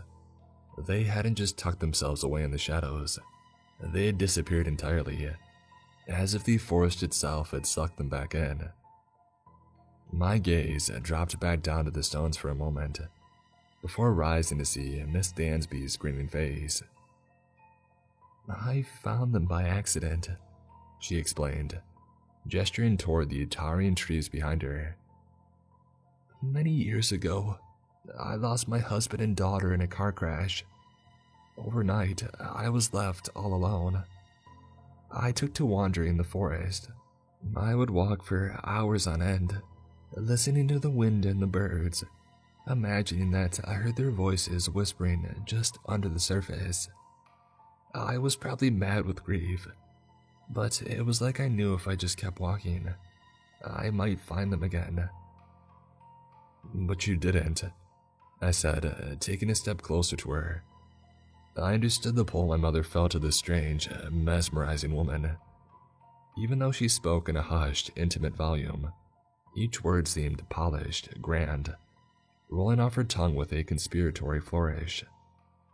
"Of course not," she huffed. "They were dead."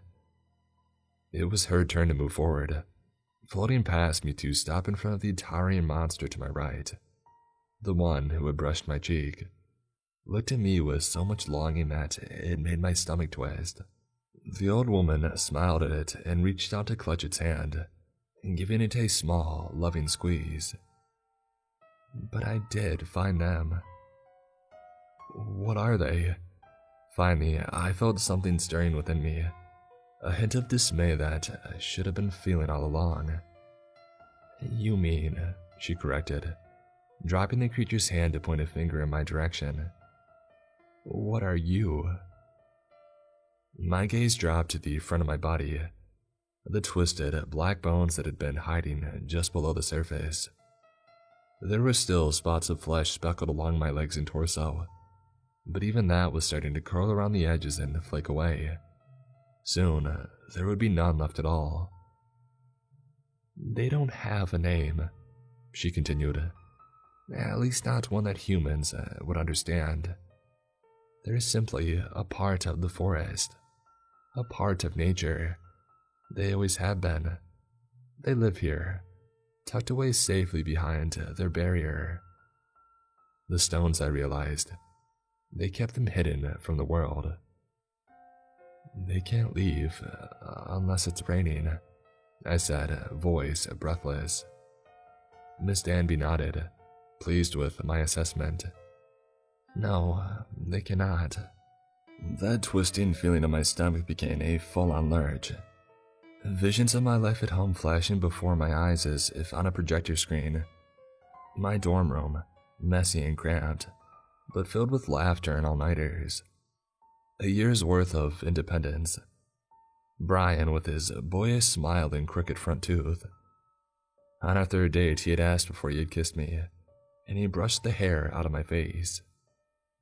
Mom and Dad, all of our many battles contrasting against how fiercely they loved me, how proud they were of every accomplishment. "I can't leave," I continued. "Not once I'm past the stones." Her grin faltered, though I suspected that was only for my benefit.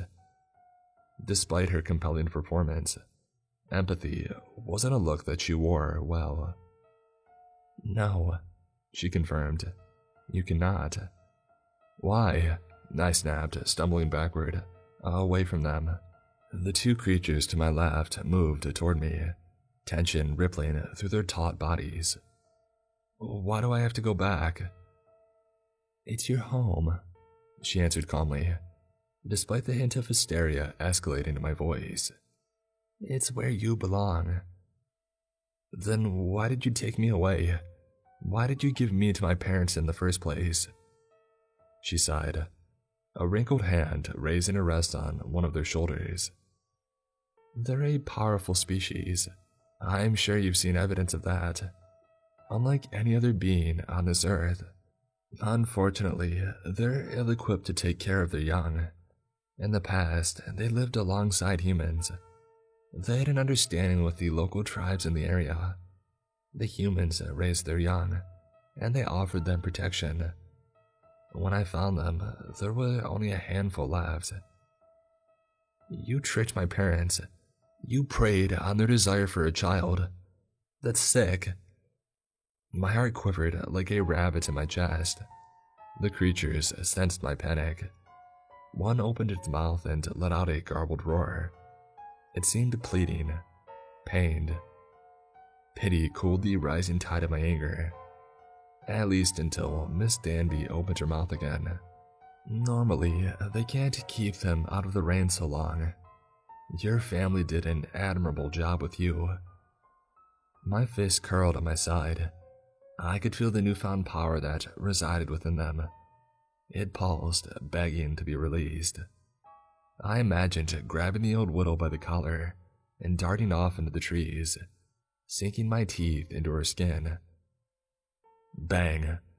The noises of the forest came to an unsettling halt as the sound echoed off the tall trees surrounding us. I looked between the creatures in confusion before my gaze fell on Miss Danby. Her eyes were wide, panicked. Looking down, a gaping hole in her chest leaked blood down her torso. Behind her, my father trained his gun on one of the monsters. In a flash, they turned to him, screeching. One pounced, pinning him to the ground. The other knelt beside Miss Danby, warbling as it tried to cover her wound. The shock rooted me in place, at least until one of them emerged from the stone barrier, and then another. They darted off to join the battle. "Dad!" he screamed as claws dug into his shoulder, sinking through them like warm butter. In a flash, the long black arm jerked back, pulling his shoulder along with it. Red exploded from the wound. Sinew stretched and did its best to hold on, until my father's arm was separated completely. I stumbled forward in a daze. "Stop!" I begged them. "Please stop!" The creature at Miss Danby's side rose to face me. I cowered as it stepped closer, the warmth of tears stinging my bony cheeks. "Don't let them kill him. I'll come with you. I'll do anything." It tilted its head. Despite the fact they didn't speak, I knew intrinsically that it could understand me. If only I could say the same about it. It glanced back at my father, now surrounded by 4 of them. There was so much blood. Too much. I couldn't tell what they had done to him. His screams had grown quiet, weak. A sob shook my shoulders. The creature moved like a flash of lightning bursting through the sky. It wrapped its willowy arms around me, scooping me up against its chest. "No!" I gasped, beating my fists against it. "Put me down!" It turned and darted off into the forest, away from the rocks. It moved quickly, weaving with expert precision through trees and over stones. If the others noticed, if the others followed, we had enough of a head start to outrun them. Rain still leaked out from the sky above, but would soon end. The creatures wouldn't be able to leave. Not for me, not for another year. When we emerged out into the darkened street, I found my mother sitting on the dented hood of the car. It was running somehow, pulled back and away from the trunk that it had slammed into. She had her hand raised to her mouth, chewing anxiously at her nails, her eyes strained red. The creature lowered me to the ground and my mother gasped as she noticed me. She rushed towards us, only to falter as she got close enough to see the creature up close. I covered the distance instead, stooping to throw my arms around her neck. "Your father," she said. "Is he..." "Gone," I mumbled, sniffling. "He's gone." She nodded and stepped back from me. "Get in the car, Hallie." I stepped forward and then paused.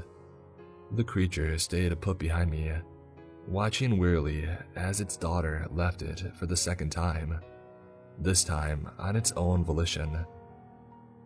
I met its purple eyes, glossy and filled with grief.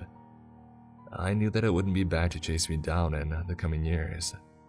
The same couldn't be said for the others. Whatever this creature was, whatever I was, it loved me. "Come with us," I said. I could hear my human mother sucking in a startled breath behind me. She didn't argue though, didn't question it. She, of course, loved me too.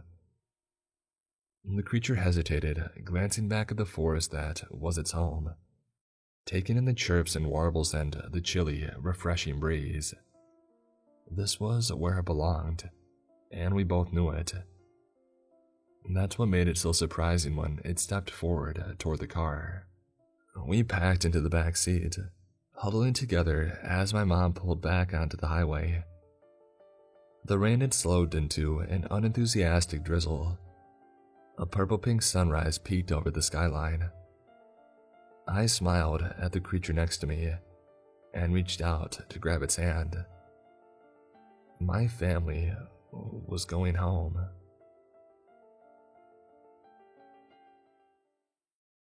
Thank you all for listening to today's stories. I hope you enjoyed them. I would also like to reiterate a large thank you to today's sponsors, HelloFresh. To get started, go to hellofresh.com/creepscast12 and use code creepscast12 for 12 free meals including free shipping. And Audible. Take advantage of today's incredible limited time offer. Go to audible.com/creepscast.